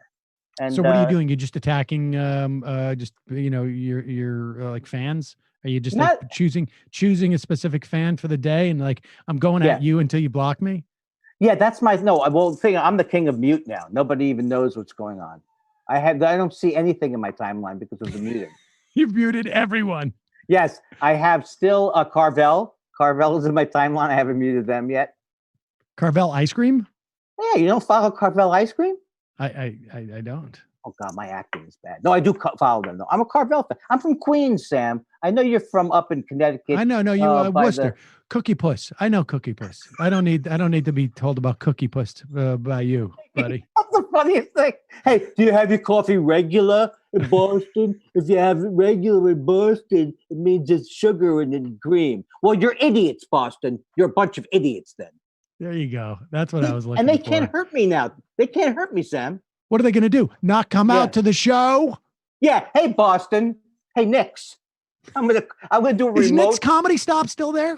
I don't know. I don't think so, but I would do a show. That's how I would do a show at a horrible club now. No, it wasn't a horrible club, but people. It wasn't great. It was not great. All right. So what should we do here? We've got Dennis Miller went on I can't even remember what's his first name. O'Reilly? No, Ruben. What is Ruben's first name? Dave Rubin. I've already forgotten. Ever since he went on to Blaze TV, more or less. Man. You can't get in touch with him anymore. I can't get in touch with him. He's so busy. No, I just the guy's just like a run-of-the-mill dim right winger. So it's not as interesting to me. But when you bring two dim run-of-the-mill right wingers together, who both are super funny, then I'm in. And therefore, let's go. What do you say? We got a couple of clips here from Miller on Ruben's show. Sam Cedar's choice, I say. All right, let's start with the first one. This is starting at 56. This is them ruminating on why are kids so obsessed with politics these days. And Miller actually does. I'd say, brother and sister, unless there's a super serious thing. He doesn't have a bad answer here. It's not complete, but here it is. And remember, Andy, you and I have been doing this for an extensive period of time. What do you mean, hating Dennis Miller? Yes, and we've been following this, and Dennis Miller has left and returned to politics like a half a dozen times in the time that we've been criticizing him. Did you mention to people that he is, what kind of comedian he is? What's that? For those who haven't heard him before in the show, what he's kind one of America's premier reference comedians, isn't he? Yeah, he's the reference comedian. And here it is. Here he is with Dave Rubin on the Dave Rubin Report show. And this is, I guess, from a couple of weeks ago, March 27th. They were a little bit late with their social distancing, but they don't mind. No, they're not like that kind of thing. You're right, Dave. He's swoonable. It makes me laugh. Bernie Sanders can't believe he's pulled it off. What do you think the obsession with politics is? Like that kind of thing. You're right, Dave. Yeah. You think that's it more than anything else? When you get to a point, and for kids, I know they're going to talk about health care, but by and large, I don't think kids in their 20s, they're always so invincible, are thinking, God, I'm going to have a goiter when I'm 70. Is it going to be covered? I don't think they work that way. I do think a lot of kids are getting out of college now with north of 100 or high 10s school loan. They can't even get off the pad in their 80s. It's almost like they're working with loan sharks. Mm-hmm. Yeah. They got to pay that off before they can get to their dreams. Therefore, they think, fuck my dreams. I'm not going to have a house. I'm going to live in a small micro apartment. I'm not going to get a car. I'm going to bike around or pick up one of these jerk-off scooters on every corner. And I'm going to go out once a week with my friends and film a Michelob commercial where we're all sitting around and we're all putting our beer on top of the turntable. And I'm going to pay for a great glass of wine because I don't have any options on getting a house or a car. And I think all that's happened is if I was a kid and I was sitting there with $100,000 worth of school loans, and it was for an environmental studies degree, where quite frankly, I went out and they said, here's some dishwashing solution. Go clean that dove up on the beach. I'd be saying, who's the guy who wants to forgive my loan? I'd probably be going there. But I'm not anymore. I'm the old guy who had minimal school loans, paid them off, and they can't expect me to go back and see it that way. I don't want to give up everything for people who, if I was telling a kid right now, I'd say, brother and sister, unless there's a super serious thing you can get a degree in that you can exchange for green rectangles, don't go. Because all these people, half the people going in right now are getting degrees that mean nothing. And you could have 4 years on the ground, find out what you want, get in there, get into whatever the equivalent of the mailroom is. Spend those 4 years, Jesus, for God's sakes, 1,500 days while they're sitting in there, holding seances and stuff like this, where you can be out there building a resume where the boss goes, that kid busts his ass. So when the college kid gets out and comes in and goes, I've got a degree as in student government. Oh my God, it's sad. Well, I mean, I give him credit for being aware of the fact that that college loans are a huge drag on people's ability to follow their dreams. It's a solid premise. It's absolutely the case. It's funny because it cracks him up. 100 G's north of 10. And now he went to Point Park University, is in Pittsburgh. I don't know how much it was when he went to college, which was probably 40 years ago. I can tell you how much I can tell you how much I paid. I went to the State University of New York at Binghamton. It was $2,000 a year with room and board.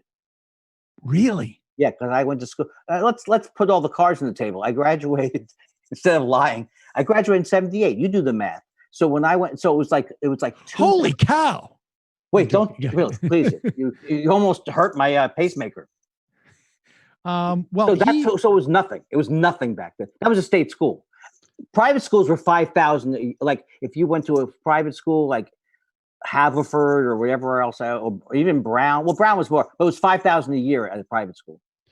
And he must have gone to school probably, I would bet, in 1970 is he probably when he went to school. And yeah, I would imagine. Now, what's amazing is here's a guy who's made his career doing stand-up and some variation of it.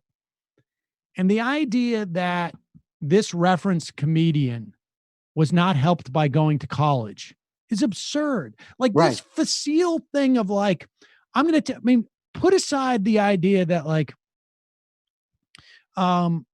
we want people to get the education they want so they can chase their dreams, and that it's higher education is a good thing. Right. It doesn't necessarily turn into dollars for people. It was never supposed to be you went to it, for a specific thing. I mean, some people did, but you were supposed to find out what you wanted to do sometimes. You find out what you want to do, but you also become a better citizen. You understand, like you become True. Yeah. You get a better education. Yeah. Right. Like, in high school, I don't know if even the word philosophy was mentioned at my high school. Right. I'm not even sure I knew what it was. Yeah. And, I'm not, but, higher education is a healthy thing for a society.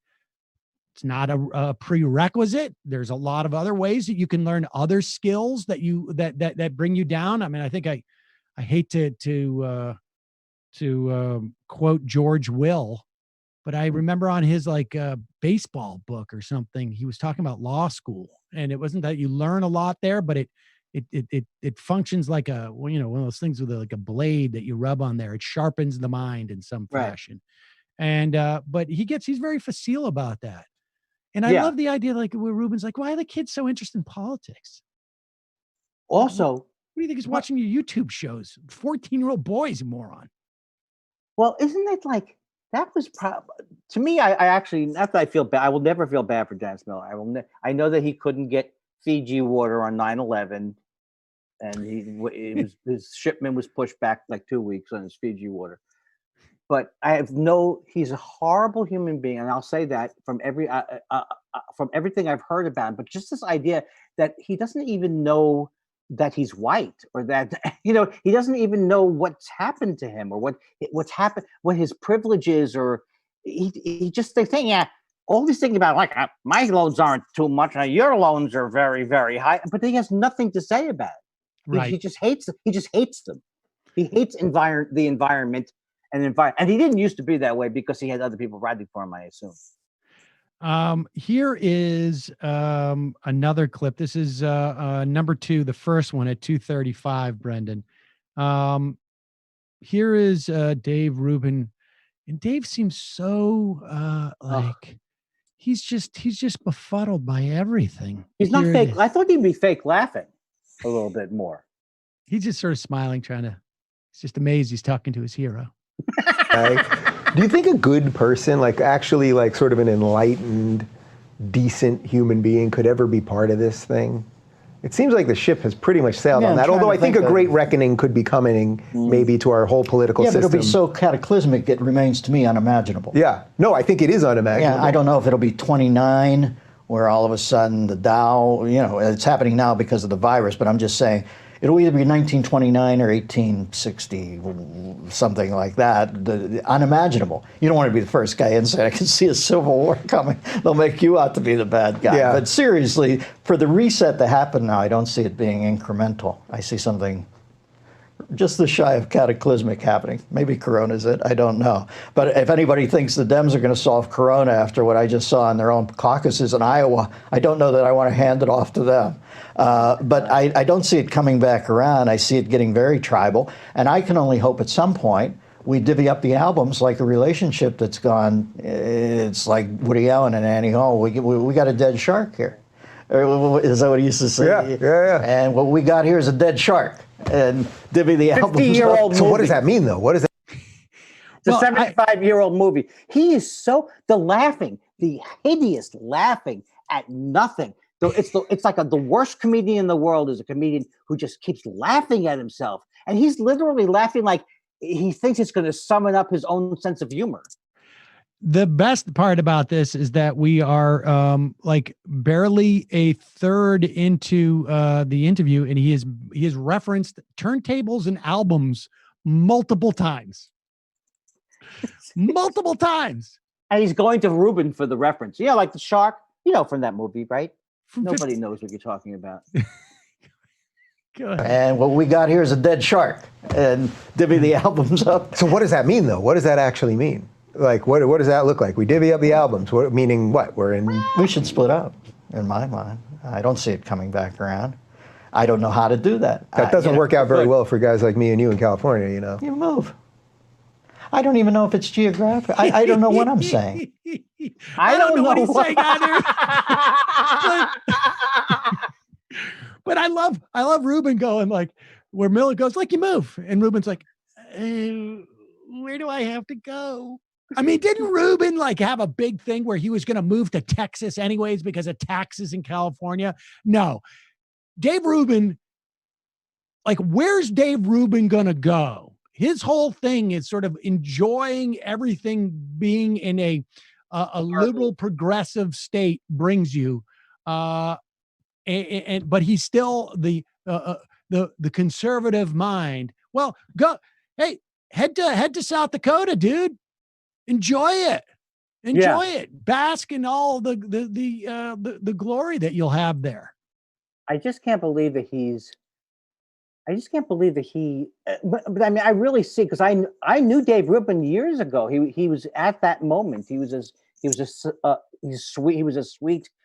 We were commiserating at the time about the Young Turks or whatever the thing was, or because I came up with the nickname Jankdemonious, which is one of my classic. But then he all of a sudden it's just like I think he really wanted to be a comic, and he probably is not funny at all. And then he's into this thing where it's like if you had one bit, hey, men and women are different, am I right? And you just kept hitting that bit forever. It's an incorrect premise. His premise is incorrect about liberals and everything. So what is he going to do? Well, I hope he's going to be gone in about a year. Well, I don't know. He's got his own. Is that it, Brendan? Should we go to the next clip? Bill O'Reilly. Basically, right. I mean, they say these things about him, but is there a piece of him that strikes you as very much like he has the mind of a comic? Because I saw him live. Good timing. I saw. Okay, sorry. Wait, I'm sorry. We're back. This is the next clip. This is Ruben is talking about Donald Trump. Does he have a mind of a comic? I actually think that's not a bad premise.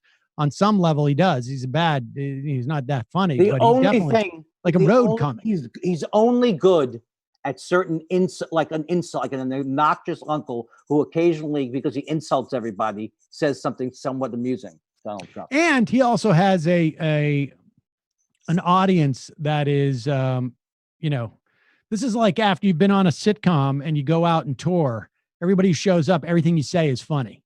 Yeah, that's right. Go ahead. Right. List reviews for house painting. What are you talking about?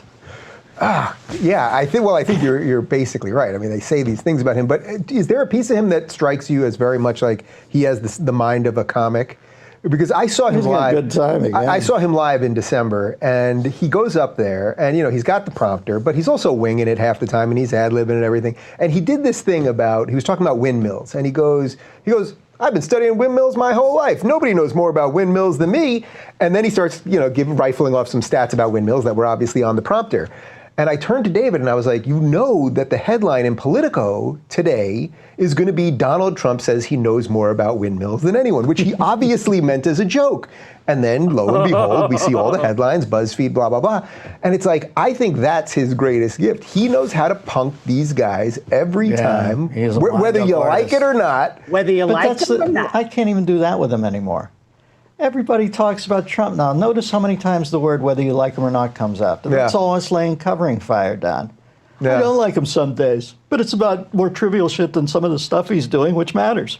I think some of the things he's doing as far as when somebody comes to me and say, says that the black unemployment rate's down to its lowest ever, and somebody immediately goes, Obama's talking about it.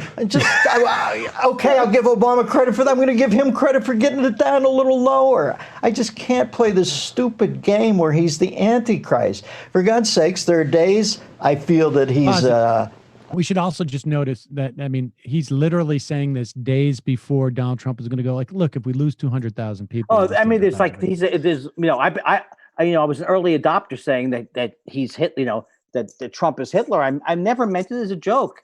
People, I've said this a million times. If you go back and you look at history, they made fun of Hitler in Germany. They thought he was a buffoon.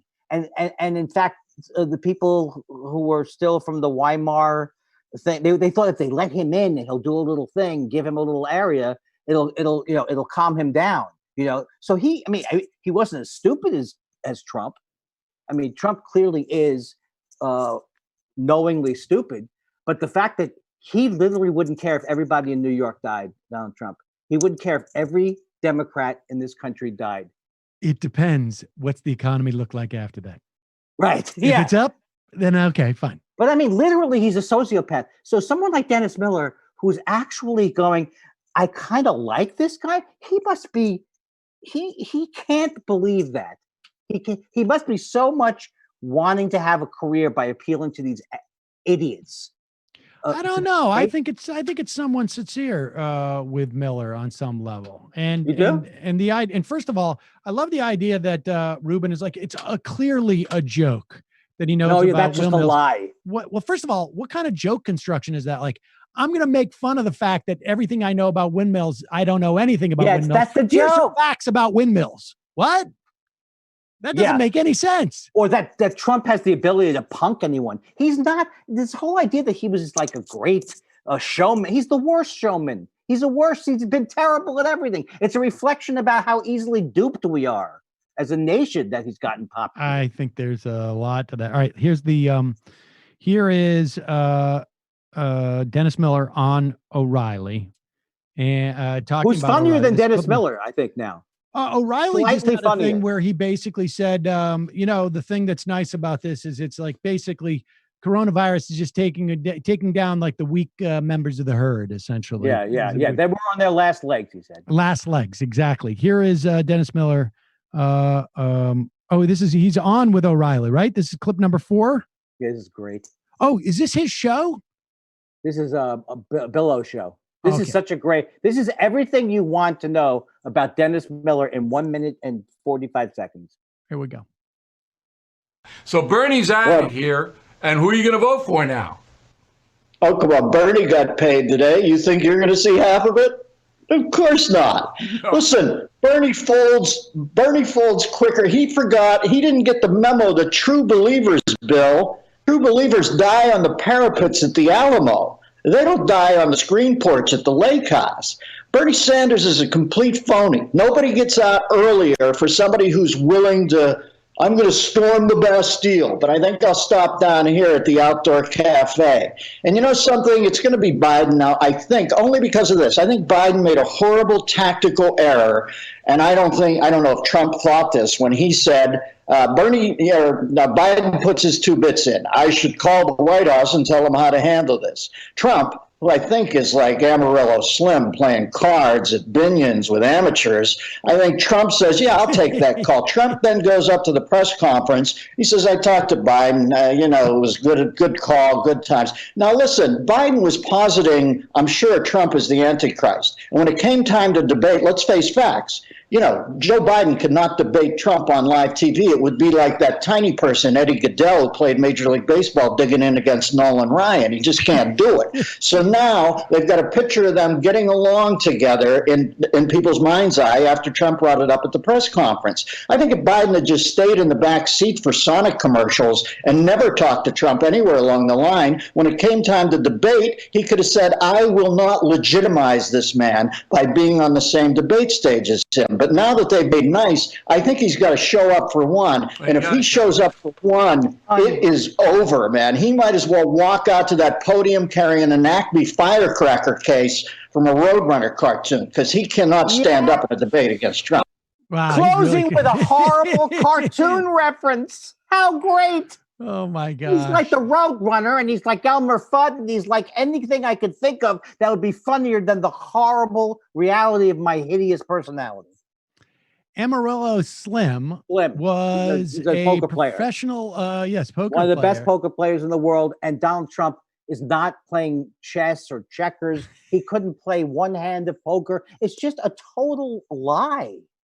It is fascinating that that the analysis is that shallow. Very few people know that Biden spoke to him. Biden doesn't want to get out of doing a debate with it's so ridiculous. Donald Trump. It's and first of all, how would this go? Joe Biden doesn't want to debate me, but even though we spoke on the phone 7 months ago. And I like Dennis Miller thinks he came up with a good one there. He's like, you know where Biden went wrong? You should have told him I'm not legitimized. It's like he is a combination of an out of touch uncle and someone who lost his sense of humor or maybe never had it and was covering it up. Brendan, get on. So do I have more? Is there more than one page? I just have no. It's those 4 clips, but the Sonic joke he's made in every video. What does that Sonic joke mean in the back seat? There's an ad for Sonic Burgers, right? Or something? Yeah, they have 2 guys aren't they in the front seat or are they in the back seat? They're in the front seat. They're in the front seat. So who's in the back seat? Joe Biden, apparently, according to Miller. I have to open up my mind to the imagination of comedy. Right. I'll pull the cleanest telling of it.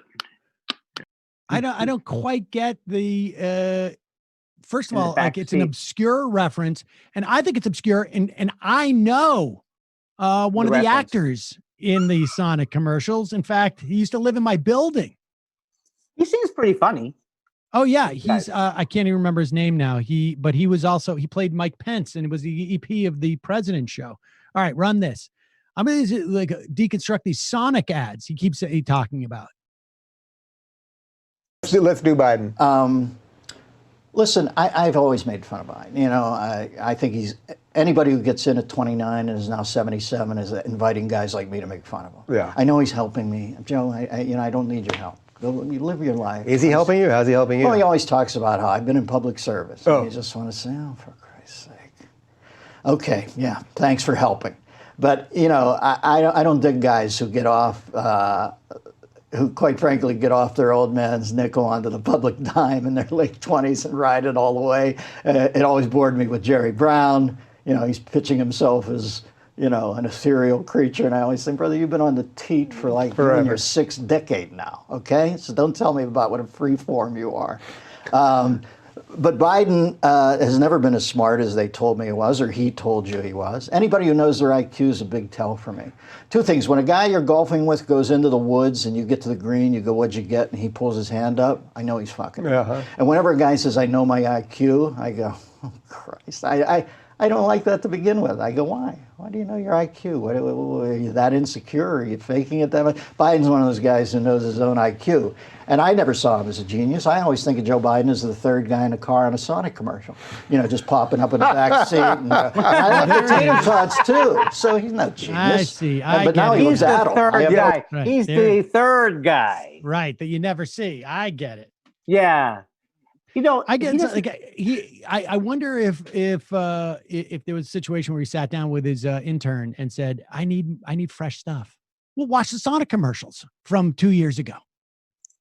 I think all he does is he's semi-conscious. He walks through the world semi-conscious.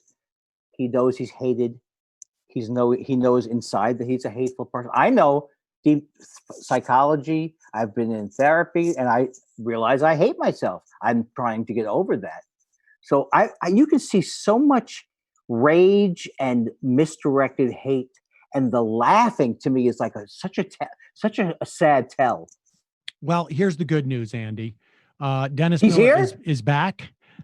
Dennis Miller is back. He's got a show on RT. It's called what is it? The other Dennis Miller option, or the other Miller? What is the Dennis Miller show now? The option. Dennis Miller plus one. He's on Retweet Television. He's on RT, and I said retweet. How funny am I? Pretty good. Not bad for a Friday morning. Andy, it was great catching up with you, man. I love you. I miss you so much. Where are you touring? I do. I have actual good news though. I have been sitting on this album that I made in 2013 because of my OCD problems, and I finally decided just release it digitally. It's called Hence the Humor. Really? Yes. And it was made in 2013 or no, maybe. And I did all kinds of future jokes in it. I said, this is going to come out in a few years. So let me just see, where'd you get that shirt, sir? Did you buy it with Bitcoin? So I also said, I wonder how President Boehner's doing. Nice. So all these references are in this show, so it might look current. And it's coming out probably a couple weeks. It's fresher than the material we just went over with Dennis Miller. So, and also I do have a podcast called Thought Spiral. You already mentioned that. Yes, of course. I don't know. Is it about the plugging, Sam, or is it about two people who love each other, who have the opportunity to check in and other things like that? Plugging is important. That's true. Andy, always a pleasure. Thanks, man. I love you, Sam. Thank you so much.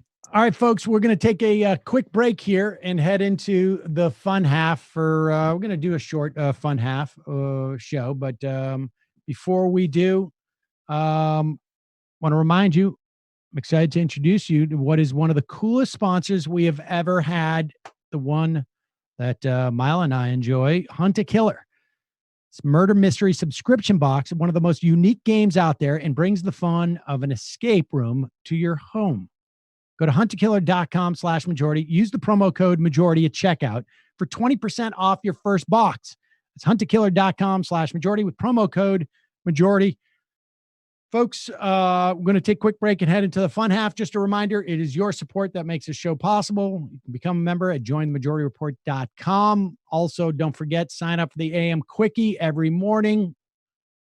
6-7 minutes of headline news in your podcast subscription. It's all for free. You can get it at amquickie.com or any of your podcast servers. Also, justcoffee.coop, fair trade coffee, tea, or chocolate. Use the coupon code majority, get 10% off. Don't forget to check out the Michael Brooks Show. Find it on patreon.com/TMBS or Michael Brooks Show on YouTube. Also, Nomiki Kontz's show. Patreon.com, the Nomiki Show. Also, Nomiki Konst on YouTube. And the Antifada. Check that out as well at patreon.com/the Antifada. Matt, what's happening on Literary Hangover?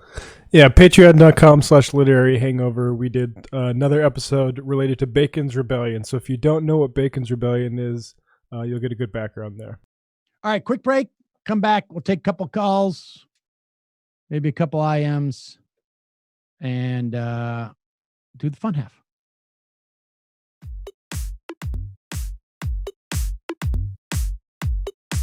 Left is best.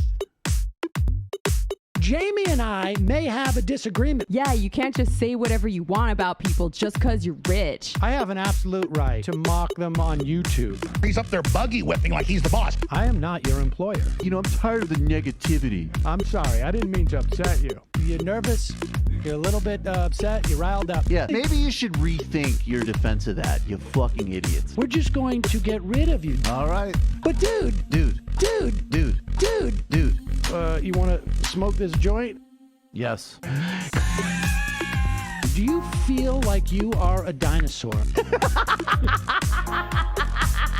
Some good shit. Exactly. I'm happy now. It's a win-win. It's a win-win-win. Oh, hell yeah. Now listen to me. 2, 3, 4, 5 times. 847-906-501-457-238.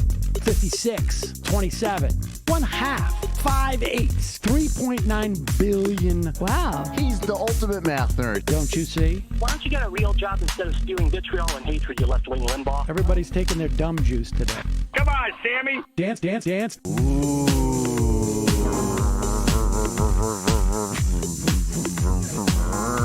Rand Paul. I had my first post-coital scene with a woman. I'm hoping to add more moves to my repertoire. All I have is the dip and the swirl. Fine, we can double dip. Yes, this is a perfect moment. No.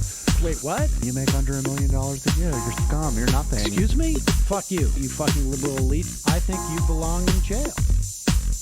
Thank you for saying that, Sam. You're a horrible, despicable person. All right, gonna take a quick break. I want to take a moment to talk to some of the libertarians out there. Take whatever vehicle you want to drive to the library. What you're talking about is jibber jabber. Classic. I'm feeling more chill already. Good. Donald Trump can kiss all of our asses. Hey, Sam. Hey, Andy. Are you guys ready to do some evil? Hitler was such an idiot. That guy might be a Nazi. Agree. No. Death to America. Do. Yes. Wow. Wow, that's weird. No way! Unbelievable. This guy's got a really good hook. Throw our hands up. Ooh. Wow. But Sam, I gotta get off. No worries. Let's. I want to just flesh this out a little bit. I mean, look, it's a free speech issue. If you don't like me, Hey, shut up! Thank you for calling into the Majority Report. Sam will be with you shortly. We are back. Sam Cedar on the Majority Report. Ladies and gentlemen, thank you for hanging with us. Let's go to the phones. Calling from a 509 area code. Who's this? Where are you calling from? Hey, Sam. It's Ronald Reagan. Ronald Reagan. How are you, sir? I'm pretty good. How are you? Well, How are you? Hanging in there. How are you? Yeah. What? Hanging in there. Yeah. How are you feeling recently?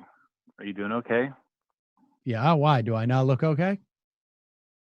No, you look great, but I'm just, Anyways, are we on the air right now? Yeah, we are. Okay. I just wanted to say, I think I started listening to your show in around 2011, and people who don't remember or who weren't around should know that the whole maybe I should vote for Romney or not vote at all because, we're going to teach the Democrats a lesson or whatever. This has been around for a long time, and you took a lot of calls about that. Do you remember that? Yeah, I do. Yeah, that was like a big thing. So it's kind of exhausting, actually. It feels like it's a little exhausting, but I just wanted to say yesterday on the show, Michael mentioned the F word, fascist, and he said that we should be a little careful about throwing the word around. But I actually disagree. I think we are on a really, really super dangerous trajectory. And, I don't know. If anything, maybe the word needs to be used more often. And, they're doing things under this administration that so I work in immigration, and there's a lot of hate groups out there, or think tanks for these types of things, like the Center for Immigration Studies and stuff like that. And the current administration is doing things that they literally never dreamed of, like deporting asylum seekers to Honduras or Guatemala. Right now, they're using the pandemic as an excuse to basically close the border entirely. And Stephen Miller has mused about putting immigrants on trains and emails that he sent back in his days as a staffer to Breitbart. And he's the one person who's managed to survive throughout the entire presidency. And so, it sucks because I couldn't be less enthused about Biden, and I know all the reasons why he sucks and why Obama sucked on immigration too, and all of that stuff. But I mean, man, people just need to square up with what we're facing. And I know a lot of people like to game theory the, Biden wins and then this happens and then, something else worse happens. And but if you're going to game theory one thing, you got to game theory the other. You can't just imagine the worst case scenario with one possible outcome. You have to do that with both if you want to be fair. And it's pretty bad. It's pretty bleak if we get a second term. So I know you've mentioned that. Well, and I'm going to end up doing it, and we're going to end up talking about it a lot. And so if it's going to bother folks that, and I'll get emails. I've already gotten emails to the effect of like, if you're gonna, tell me I got to vote for Biden, I'm going to leave, and I'll be back in November. And my response has been, you know what, actually make it 2 Novembers. How about that? You stay away for 2 years, because we've seen this movie before, right? Like, it didn't work. Here's the thing: every phone call that I had in 2016 to this with this theory, she's so bad, she's this and that, many of the criticisms I agreed with. Some, like, we're going to get into a war with Iran, obviously I think was silly. All of those things. The theory was, none of those people who called in were with the theory that we were going to get Joe Biden as the nominee. None of those people who called in had the theory that that Donald Trump would be able to do what he has done. None of those theories. The whole thing that we're going to teach the Democrats a lesson. Those theories, they don't work. They're not operative. There are some things that you just simply don't have power over. I don't think that you need to go through and sugarcoat Biden's failings. But one of the things about politics is that you got to know when you have the cards to play and when you don't. And you got to know which cards you have that you can actually play.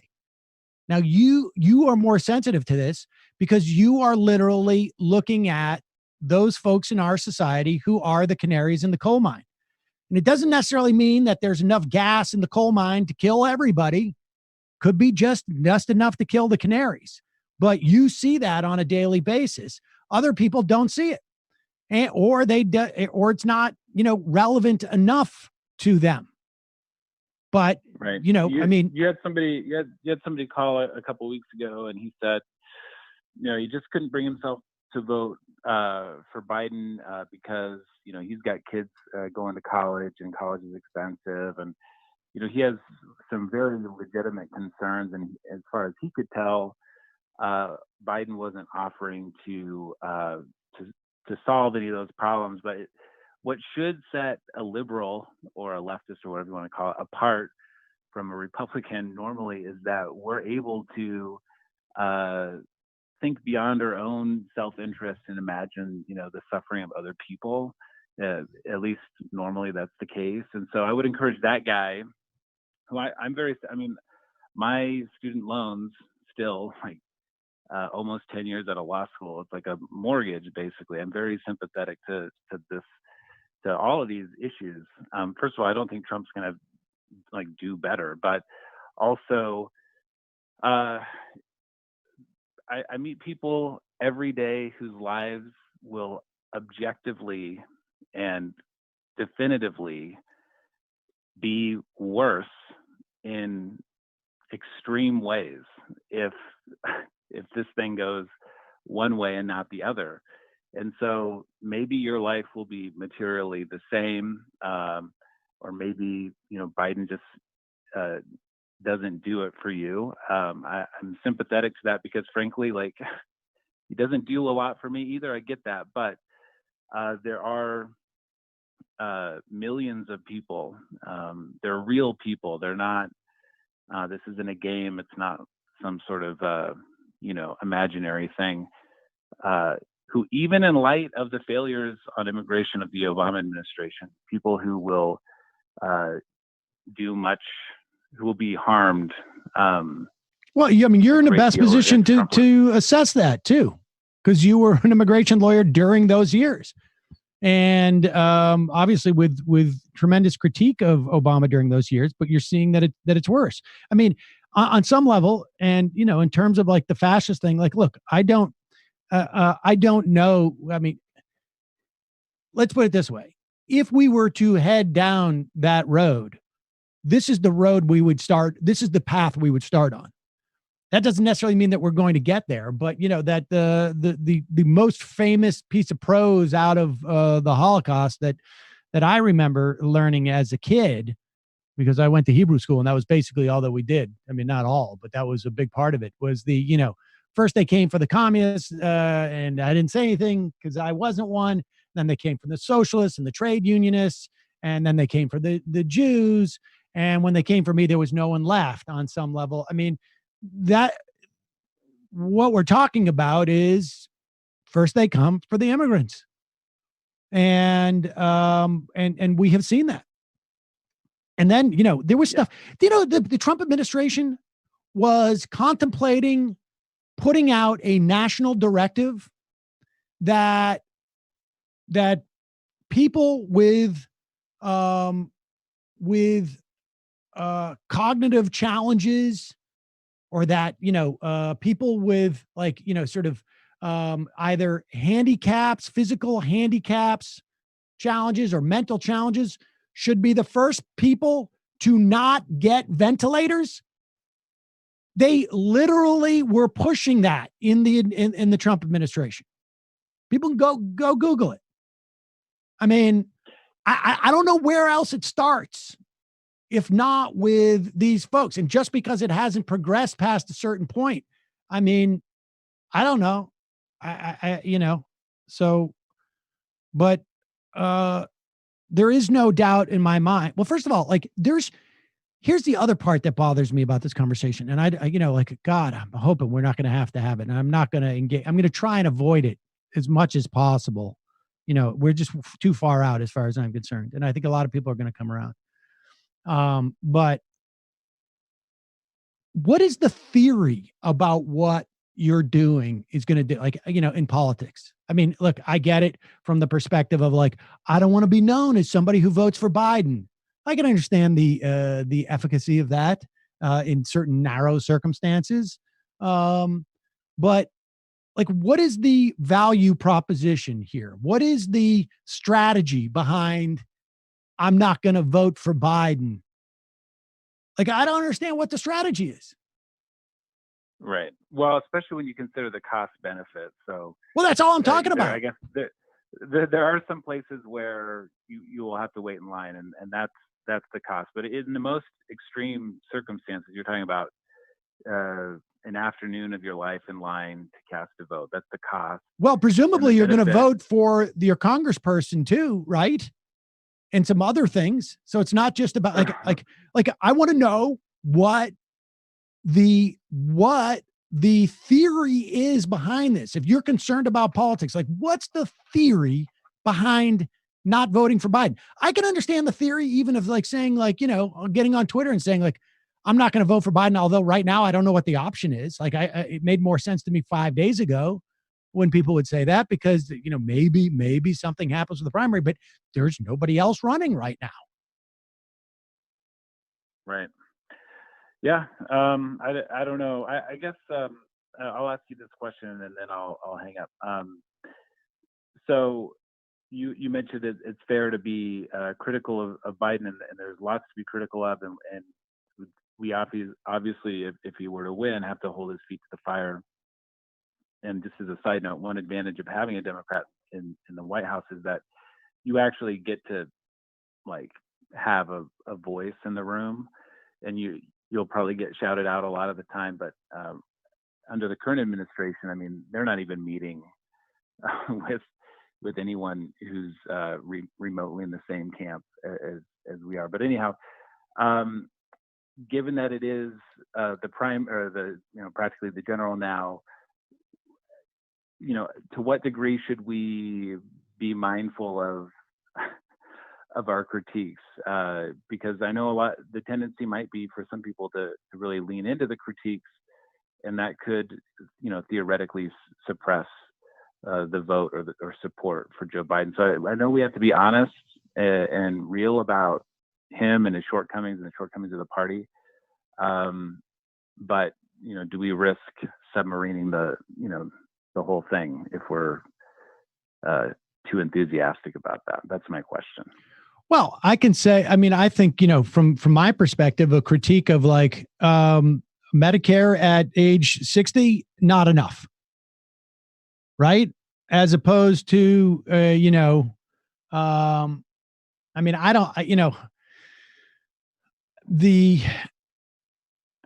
don't know what critiques of Biden right now would necessarily benefit Trump, at least at this stage right now. But I think, like, if you are honest about the critiques, I don't think that there's a problem. I think, like, the idea that there isn't going to be some type of material improvement between, Biden and Trump is just simply, even on healthcare. If you're concerned that without Medicare for all, 45,000 people a year are dying, then surely you must be concerned about the 8 million who stand to lose their Medicaid in this court case that the Trump administration is pursuing, that is going to get resolved after the election, that a Biden administration could change the implications of in terms of Medicaid. Surely the idea that 9 more million people would lose their health insurance in Medicaid makes a difference. I don't know what the number is. We could look it up. I don't know if it's 5,000 or 10,000 more people would die, but there's no magic number about 45,000 as opposed to 5 or 10,000. And I'm looking at the most bleak picture that a Biden presidency represents. I don't know if Biden would be more active in terms of like Yemen with drones than the Trump administration. I don't know. But I know that Biden is less likely to deal with Iran in the manner that we're dealing with it. We just shut down a $5 billion loan from the World Bank in a country that is dealing with this pandemic and desperately needs the money. I'm sure that there are other arguments to this, but the idea that if we can't have Sanders, there should be no incremental benefits to anything. Like, I'm open to that idea if it brings about something else, but nobody's made a compelling argument. And we just did a 3.5-year experiment on this. It didn't work. Good job, Ronald Reagan. First call is exactly what I did not want to talk about. Hey, I have this old buddy. He's not really a friend. I sat on a panel with him years and years ago. I think it was in like a Up with Chris panel. African-American supporter of Barack Obama's, fundraiser for Barack Obama. And we were talking about when, I think it was around with the time where Joe Biden basically undercut Harry Reid near the debt ceiling fiasco and allowed for, prevented some of the George Bush tax cuts from sunsetting. And this guy was like talking about the Congressional Black Caucus and how they were supportive of easing estate tax laws because we must increase African-American wealth. And I was just like, what kind of guy makes that argument? And it turns out he was a kind of guy who was like number 10 on Forbes' list of the wealthiest African-Americans in the country. And I give you Don Peebles on now with Tucker Carlson as the is a Democratic Democrat. Peebles is a Democratic donor, a longtime business leader, founder of the Peebles Corporation. We're happy to have him on site. Mr. Peebles, thanks so much for coming on. So without, being hasty about this, many thousands are getting infected. Many people are dying. But looking forward to how we can transition out of this, what do you think the best course is? Well, I think, first of all, we need a reality check. You just pointed out the fact that the projections continue to decline. So they've been false. They've been incorrect. And so we now know that there was a big overreaction here. So the first thing we need to do is the people who are not at risk, they need to get back to work. They need to get back into moving this economy forward, because that is a protector of our democracy. And then those who are at risk, those over 65, we can ask them to voluntarily self-quarantine, to work remotely from home, and do many of the things that they're doing now. And then expeditiously focus on treatment and obviously a vaccine. But there is a large portion of America who is ready, willing, and able to get back to work, and we need to get them back to work now. And we need to start more testing, which we're doing, and the president and the nation's government has been emphasizing this testing process, but we know that many people are not at risk, and we got to get them back to work. All right, let's just break this down. First of all, Mr. Peebles owns a real estate holding company. So I suspect that they're concerned, if those reports are correct, that 1/3 of tenants are not paying their rents. Maybe his is corporate. I also think this guy has probably been raising money for Donald Trump at this point. So he's a Democrat nominally, just for the sake of going on Tucker Carlson. But how do you establish who's not at risk right now? How do you establish who's not at risk? Well, no, wait, let's even start before then. The models have been wrong. The models, first of all, he's misinterpreting what the point of models are. But he also is not including the fact that we have been successful, at least in some places, in keeping people at home and maintaining social distance. And that this disease and this virus is still bouncing around the country. He doesn't care. This is a guy who was out there specifically. And like I say, the reason why I introed this with that little story is that here's a guy who loves to talk about his own benefit and couch it in terms of public policy. Period. Without addressing the fact that, like, he's getting killed. I mean, I'm quite sure. And of course, he's only age 60, so he doesn't have to stay at home. But the idea that we even know who's our people at risk, and the idea we have testing, nothing's going to happen until we get testing. Nothing. So Mr. Peebles, I don't know if he's a billionaire or just 100 millionaire several times over. Maybe he should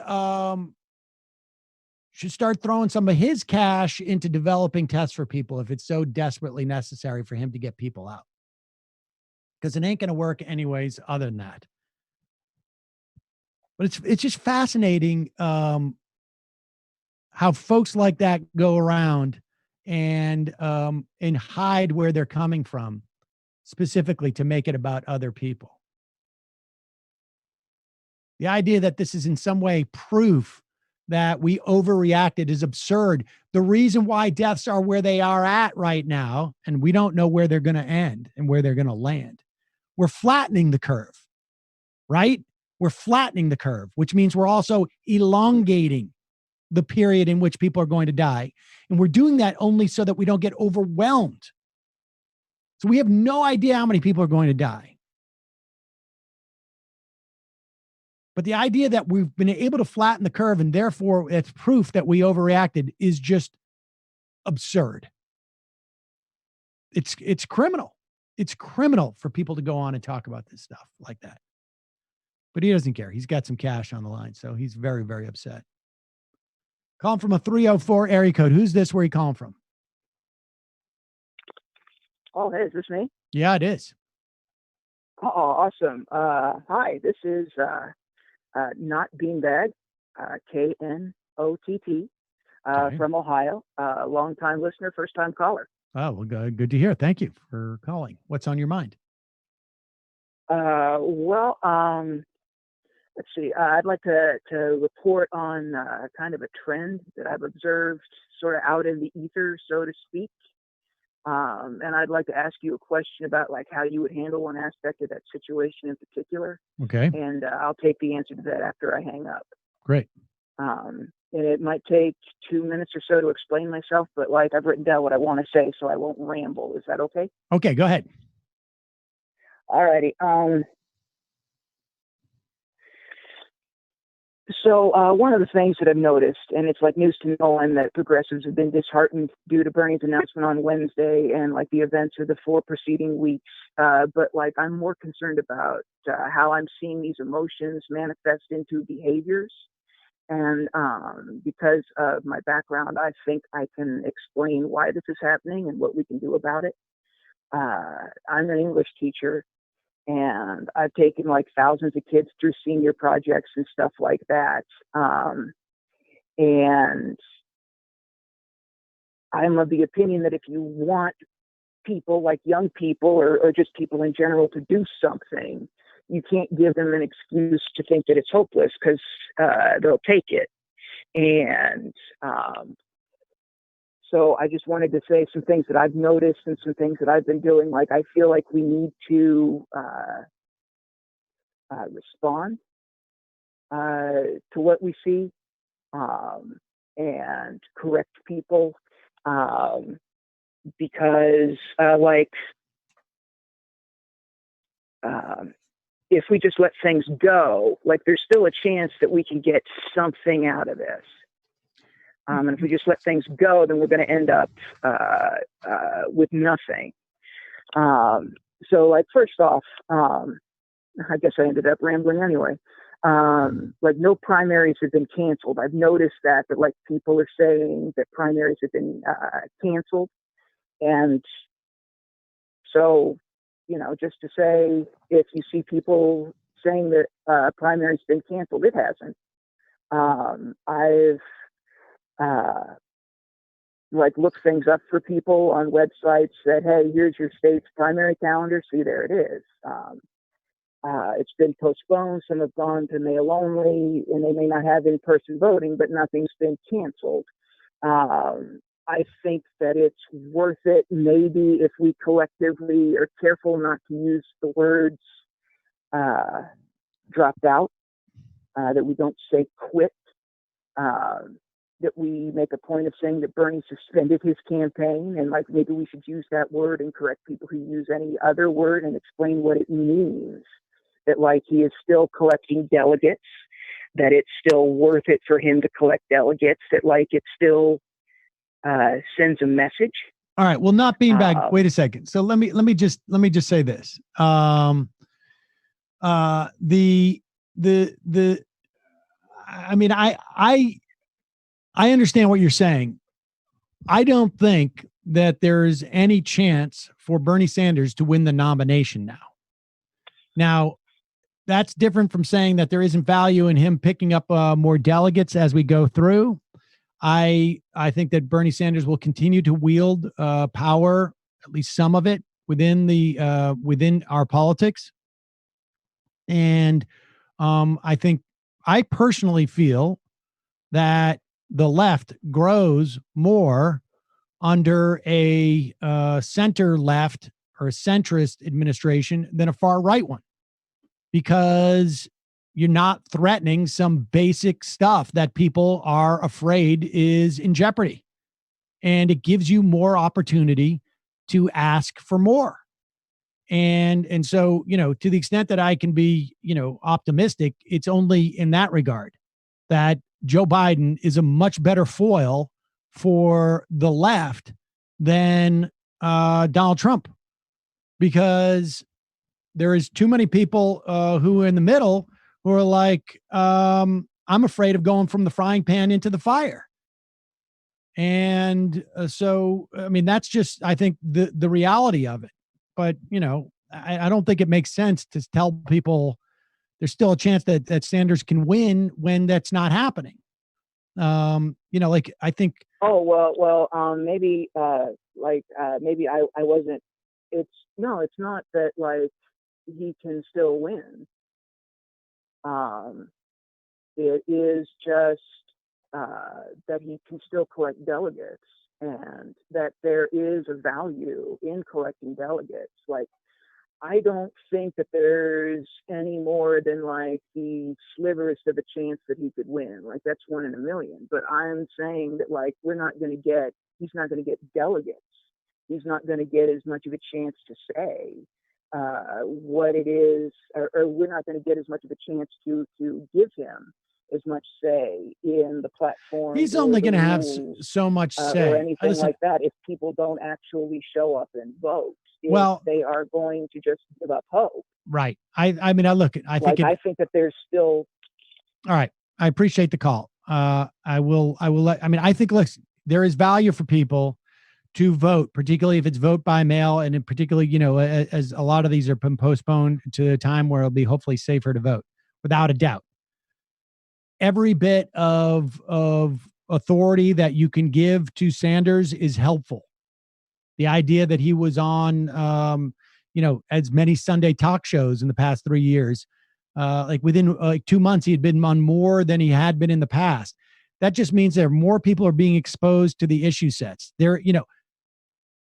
Medicare for all was not the thing that people voted on, unfortunately, for the most part, but it's getting 65% approval in the Democratic Party. That is new. We are getting closer to the point where these things become more relevant. These sometimes, I think it exists with everything. Go from 0 to, 60. Sometimes you go incrementally, and then you reach a point where all of a sudden big change happens. And we are still in that stage where we're doing things incrementally until we get to the point where one straw breaks the camel's back. We just aren't there yet. Jude from Connecticut, celebrity milestones always make me feel older or younger based on their story. God bless Kindler. He graduated college in 78, the year I was born. Today, I am 41 years old, spring chicken. Hello, do you see?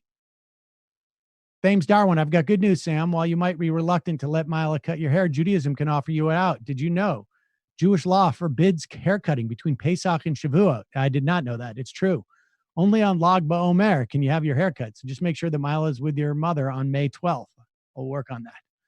Chris from Taiwan, y'all could have had a badass army of millions of young, diverse, working-class supporters, donors, and volunteers enthusiastically going to war to defeat Trump. Instead, you decided you could just win with the suburban boomers and mythical swing voters showing up to decide the election, just like last time. I really and sincerely hope you were right. If not, though, don't even dare try to blame us this time. Well, I don't know who you're talking about. I don't know what you mean by y'all, not me. And I don't know that I think that, like, I've not met many people who seriously blame Bernie supporters for Clinton's loss. They've gone around in multiple different ways, but this could go. That critique could go both ways. Those people who stayed at home or didn't vote for Sanders, they all, vote for Clinton, also promised us that that we're going to teach the Democrats a lesson. They didn't. Apparently, those voters in South Carolina, they didn't learn the lesson. Apparently, Barack Obama didn't learn the lesson. Apparently, those voters on Super Tuesday across the country, they didn't learn the lesson. That's the wrong attitude. And it's also sort of, the bottom line is that we did not see Sanders bring out the people that he needed to win. That's what happened. Sam, if you're having trouble with Zoom, I would recommend a website called OnlyFans. My wife used it a lot and she had a great success with it. Fans.fm is the best. Sam's Tinder profile. Hey, babe, why is this profile different than all other profiles? On all other profiles, we swipe left, but on this profile, we swipe right. Okay. We don't even DM once, but on this profile, we DM twice. Nice. This was pretty impressive. I guess this guy, is he a VC? A guy named Chamath Palihapitiya is on with Scott Wapner on CNBC, and Scott Wapner got very, very surprised by this guy, Social Capital CEO Chamath Palihapitiya. And here he is with, I think, a perfectly reasonable assessment. Like, look, well, here, play the clip. You keep saying propping up zombie companies. Are you arguing to let airlines, for example, fail? Yes. Why? I mean, how does that make sense in the broader scheme of the economy? Because when you look at what it means, this is why I'm saying, this is a lie that's been purported by Wall Street. When a company fails, it does not fire their employees. It goes through a packaged bankruptcy, right? If anything, what happens is the people who have the pensions inside those companies, the employees of these companies, end up owning more of the company. The people that get wiped out are the speculators that own the unsecured tranches of debt or the folks that own the equity. And by the way, those are the rules of the game. That's right, because these are the people that purport to be the most sophisticated investors in the world. They deserve to get wiped out. But the employees don't get wiped out. The pensions don't typically get wiped out. Why does anybody, I just don't understand, why does anybody deserve, using your word, to get wiped out from a crisis? So now I'm not sure that we have seen all that. Like, for instance, in the context of the GM bankruptcy, we came in with bailed them out, and we should have probably had more favorable treatment for the workers, because the unions had to take a big cut. They took a big cut. And in some instances, they go into bankruptcy and they are relieved of their pension responsibilities by the Pension Guarantee Trust. But in other instances, it's true. You go into a bankruptcy and you may say, you have secured debt maybe, or money that is due your workers, pension contributions. They can defer some of that for maybe shares in the company, whatnot. That's what he's arguing. And that the people who should take the haircut or lose are the speculators who have come in and said, I'm going to get these amount of returns because I'm taking more risk. Well, here's the risk. Here is the risk. The reason you have always justified getting all of this extra money is because you were taking the risk. But risk actually means something. And that risk is that if I'm an airline and I've been doing stock buybacks and I've been paying off myself as a CEO and the board of directors and C-suite hundreds of millions of dollars and my shareholders, billions of dollars, instead of putting that money into reserves or into upgrading equipment or to, pre-funding pension obligations. If I've been doing that stuff instead of that, well, you've been taking a big risk. And now the chickens have come down home to roost. I mean, here's this guy's going to say, but it's nobody's fault. Why should anybody deserve anything? You got paid more because you said you were taking on more risk. This is what more risk looks like. Continue. Just created like this. How does anybody deserve to get wiped out? Well, but just be clear, who are we talking about? We're talking about a hedge fund that serves a bunch of billionaire family offices. Who cares? Let them get wiped out. Who cares? They don't get the summer in the Hamptons. Who cares?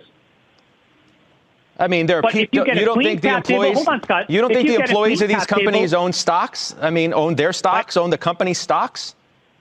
You can look on Bloomberg and you can see what percentage of these companies are typically owned by. These things are owned by BlackRock. These things are owned by these huge, amorphous organizations, ultimately downstream. and the employee owns a few $100s or a few thousand dollars of shares. I just don't understand. So This is like a natural disaster. And why does anybody deserve to get wiped out? Wouldn't that be immoral in and of itself? No, because what's happening right now is what I'll tell you is on Main Street today, people are getting wiped out. And right now, rich CEOs are not. Boards that had horrible governance are not. Hedge funds are not. People are.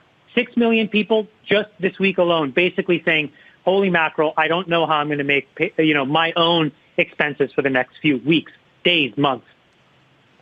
So it's happening today to individual Americans. And what we've done is disproportionately prop up and protect, poor performing CEOs, companies, and boards. And you have to wash these people out. There you go. These boards, and by poor performing, what he means is that they basically been enriching themselves at the cost of leaving these companies vulnerable to these type of shocks. This is a unique situation, but it's a shock. And you had the cash reserves to protect yourself from all sorts of things. You couldn't predict this, but you could predict there could be downturns. But that wasn't the issue. The issue was how much of that cash can you suck out of the company to put in your pockets? And if you're going to do that, if you're going to justify doing that because you're taking the risks, well, this is what the risk looks like. Workers weren't taking risks. They were supposedly getting paid for their labor, period. That's the deal. Part of their labor was investing in the existence of this company.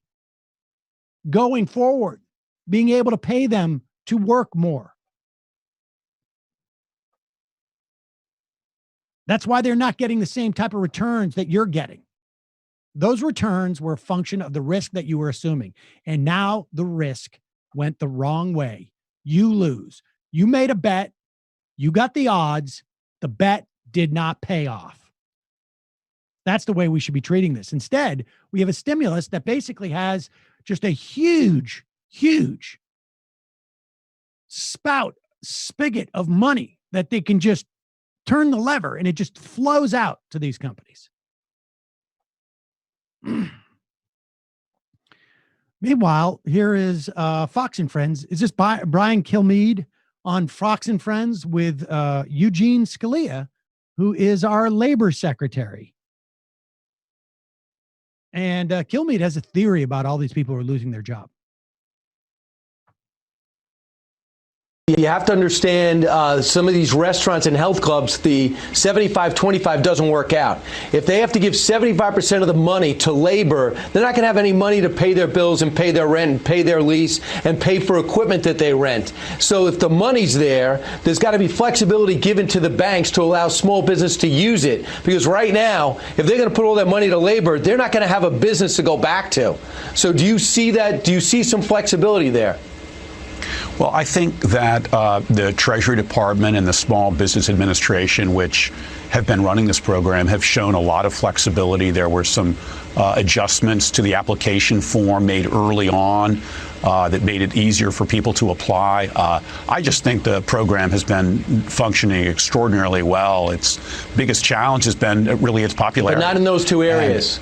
These restaurant owners can't live with 75% going to labor. Many of these people don't want their part-time jobs back. So you can't give them the money, tell them to give them to people that don't want the jobs, and then ask them to keep the lights on and turn up with a diminished seating capacity when they come back. It's not going to work. Well, we'll keep looking for the right balance there. And as you say, the Small Business Administration, Treasurer are running that program. From my perspective, the Labor Department, those relationships with workers and poising our companies, the businesses to come back, but also to have those workers still tied to them and keeping those strong relationships is really going to be very important to getting the economy going. First of all, this is clearly Brian Kilmeade just has a buddy who has a restaurant that has extremely high fixed costs, or he took out huge loans to redo the restaurant.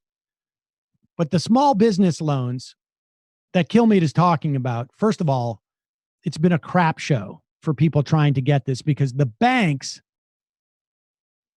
they just don't want to make these loans. They get fees, but they don't make enough on it. And the reason why they've gone to the banks is because there's no way to get this money to these small businesses. Now, they could have gone through the Social Security Administration, which has all the federal ID numbers, has all the addresses,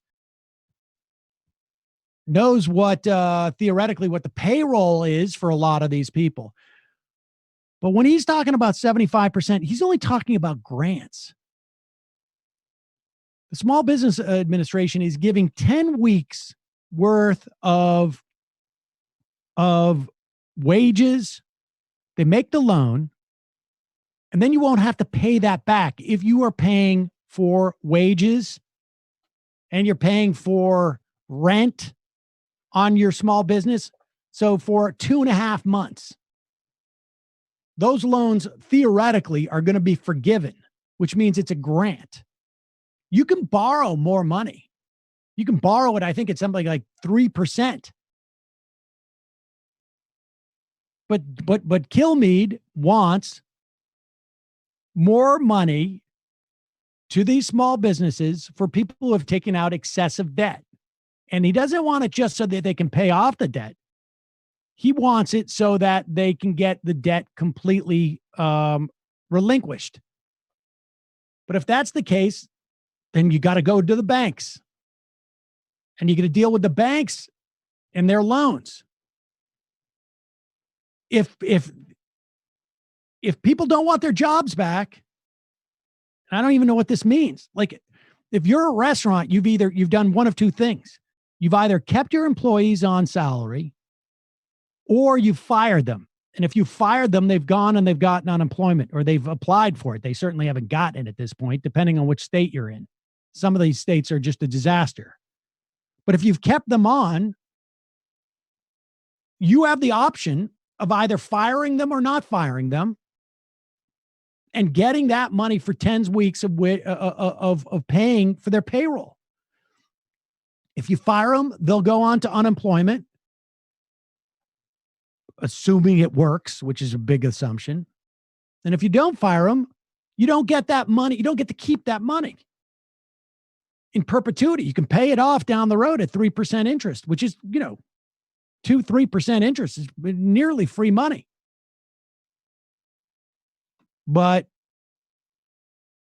Kilmeade seems to have a problem with the only way. We're paying out people two different ways. We're either paying them unemployment because they've lost their job and it's only temporary.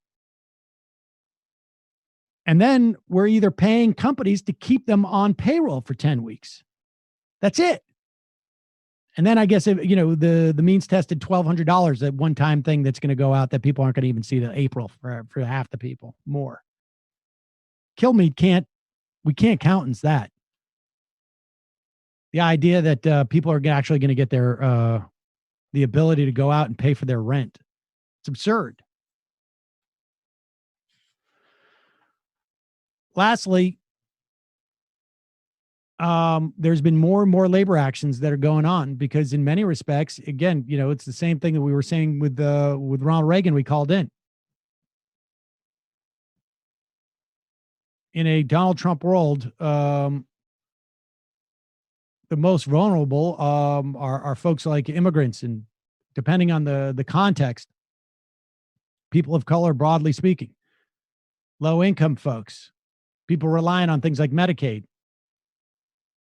depending on the state, unemployment insurance.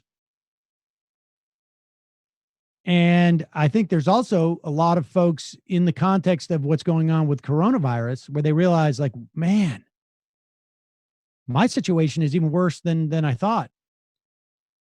I had a sense I was low on the totem pole, but I am really low on the totem pole. And there are people who are working and are forced to work in this environment, either because they have no other way of getting cash. They want to keep their jobs as long as they can, deemed essential. There's some fast workers on strike in LA. A lot of McDonald's workers I know are on strike in LA.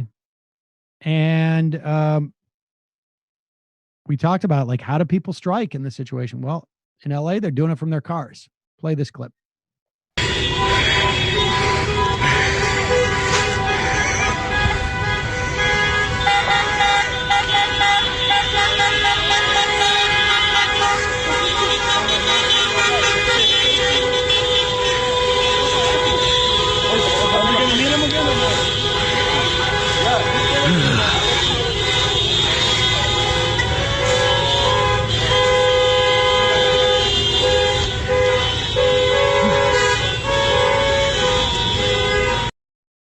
There you go. Striking in their cars. I saw something like this too, like a noise strike, I think outside of Cook County Prison a couple of days ago. Videos, folks going by and doing it from their cars. All right, let's take one more phone call, folks. I'm sorry we didn't have more time to get to calls. Calling from an 847 area code. Who's this? Where are you calling from? Hey, it's Josh from Chicago. Josh from Chicago. How are you, Josh? Are you staying safe? I'm hanging in there. How are you doing? Hanging in there. So I mean, obviously, I think I'm bummed, like everyone else is, about Bernie. I went to 4 or 5 states for him, and it's heartbreaking. I would encourage everyone, though, look at those down ballot races, and I think us as progressives really need to be putting a lot of energy and focus into these down ballot races. And if not looking at what the Tea Party did, at least taking like a page from that. I'm particularly thinking of Morgan Harper, who I think you've had on this show before. Yeah. She's running, I think it's April 28th now. In Ohio. I think definitely, please, like everyone in Ohio, in that district, please vote for her. But also people like Jamal Bowman, Samuelis Lopez. I just interviewed Samuelis, actually. I just interviewed, I interviewed Bowman for Ring of Fire. I think we played it on this show as well. And I just interviewed Samuelis, who's running in the New York's 15th district. Serrano is retiring, and she is fantastic. And you can go to Lopez, FOR, thepeople.com or org, I think it is. And her it's story. A crowded race, and she has a good chance. I mean, folks, and we're going to play one of her campaign videos on Monday. I just interviewed her.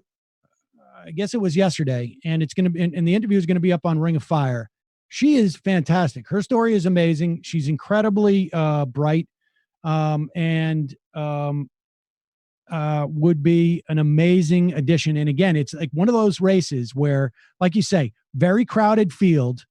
It is a campaign that was dedicated to knocking on doors. Obviously, can't do that in this context. But you can still make phone calls. You can still get out the vote. And like you mentioned, the crowded field. Like there's literally like 3 or 4 high-profile establishment people running in this race, and they're going to knock each other out. Exactly.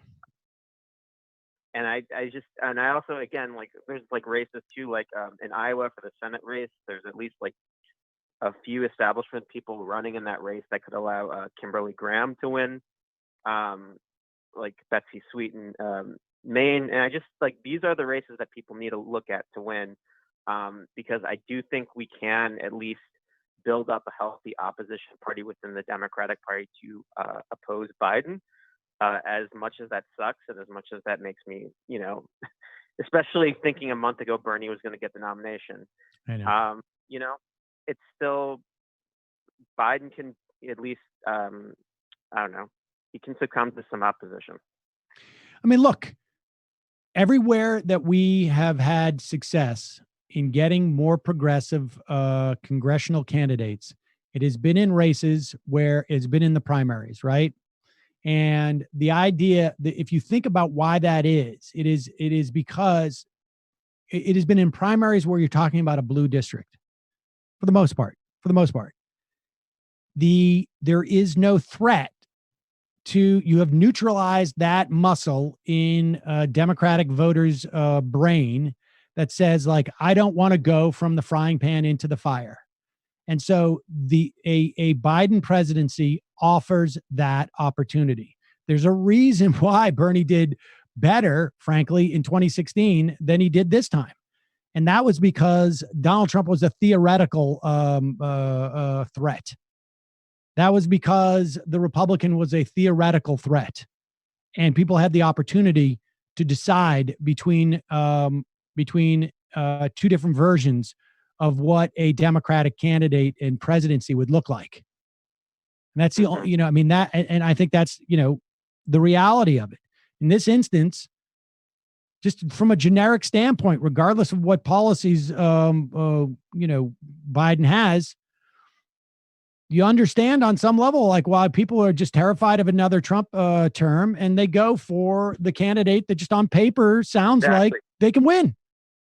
Exactly. I think there was really, in this election, it was like 50% of the electorate just didn't know who to vote for. And they were just like throwing up their hands, like basically pick whoever to vote for. And they voted for Biden. I think a lot of those people would have voted for Bernie if somebody had told them to vote for Bernie. Yes. But I don't think that stops our work, especially on these down ballot races, but also fucking join DSA. Like, we're also building in DSA totally out, with electoral politics, but also outside of electoral politics through actions like strikes, through,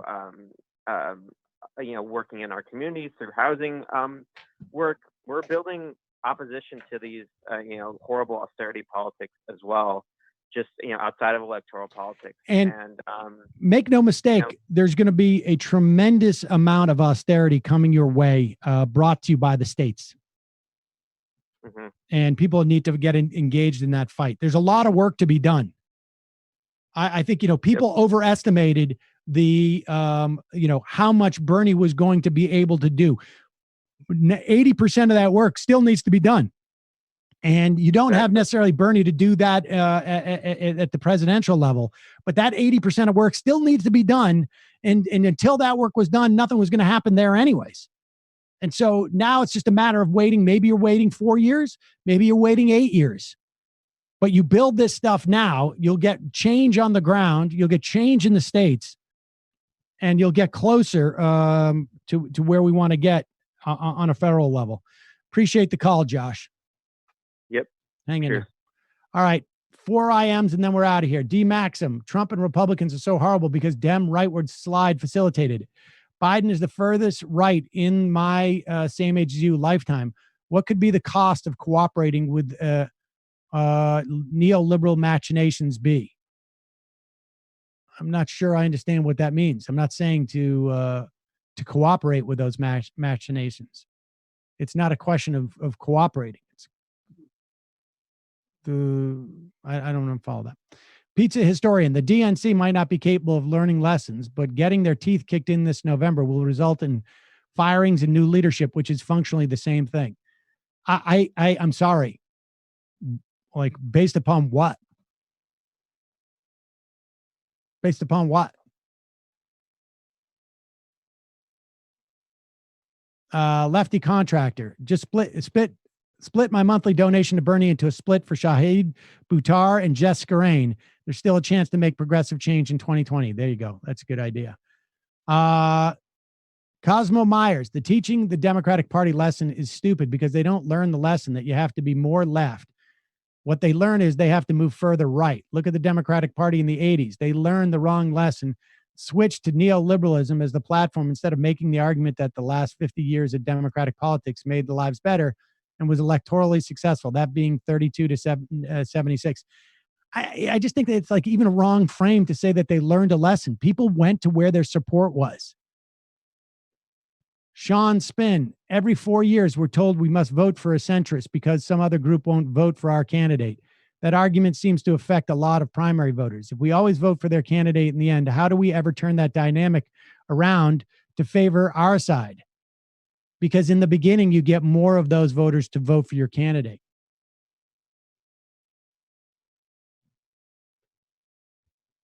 Rappo Rocker. I'm in the 15% who'd claim not to vote Biden. Is this a problem if it is a bluff in hopes of seeing some concessions? Like I say, in my mind, it's very early to make for me to make this argument because I do think that there's value in trying to get concessions. And even though Bernie's not in the race and that it's not effective in that respect, like I think it's helpful for people to assume that there has to be more done to to bring more progressives on. I don't think that's a problem. I'm not sure, I'm not sure how long that functions for, because at one point they just say like, oh, well, we can't get these people. Who can we get? Alex Serza. Another way of putting it, I don't think my not voting for Biden is strategic or teaching anyone a lesson. Wait, here he goes. Biden represents a political faction opposed to the policies that we need to survive. Medicare for all, Green New Deal. Just because you can imagine his faction being more amenable to those goals than another faction doesn't make it so. And it's not more strategic as an individual voting decision than my own decision to not vote for someone who opposes those policies. I don't want Biden to be president, and I don't want Trump either. And because of how the primary went, my vote or non-vote in November would be equally strategically empty in service of my political goals. Well, but you're also ignoring the reality. I don't want this pen to drop. Oh, darn it. One of those two people, unless Biden or Trump has a heart attack, is going to be president.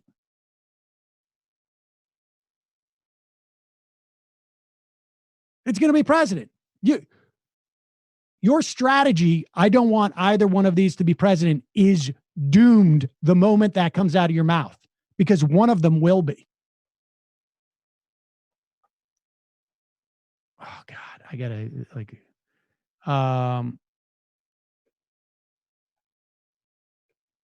final IM of the day.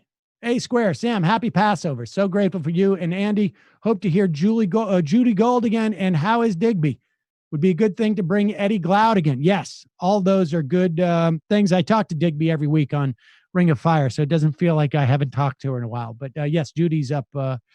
She's up next, I hope. All right, folks, have a good weekend. Stay safe. See you Monday. It might take all the strength I got to get to where I want, but I know somehow I'm gonna get there. I wasn't looking when I just got caught between the truth and the light bulb. But finding out won't make me feel any better. Yeah, I know the clock is ticking, but the meds are gonna kick in, and my pilot light shining bright. I get somewhere the choice was made, for the option where you don't get paid, for the road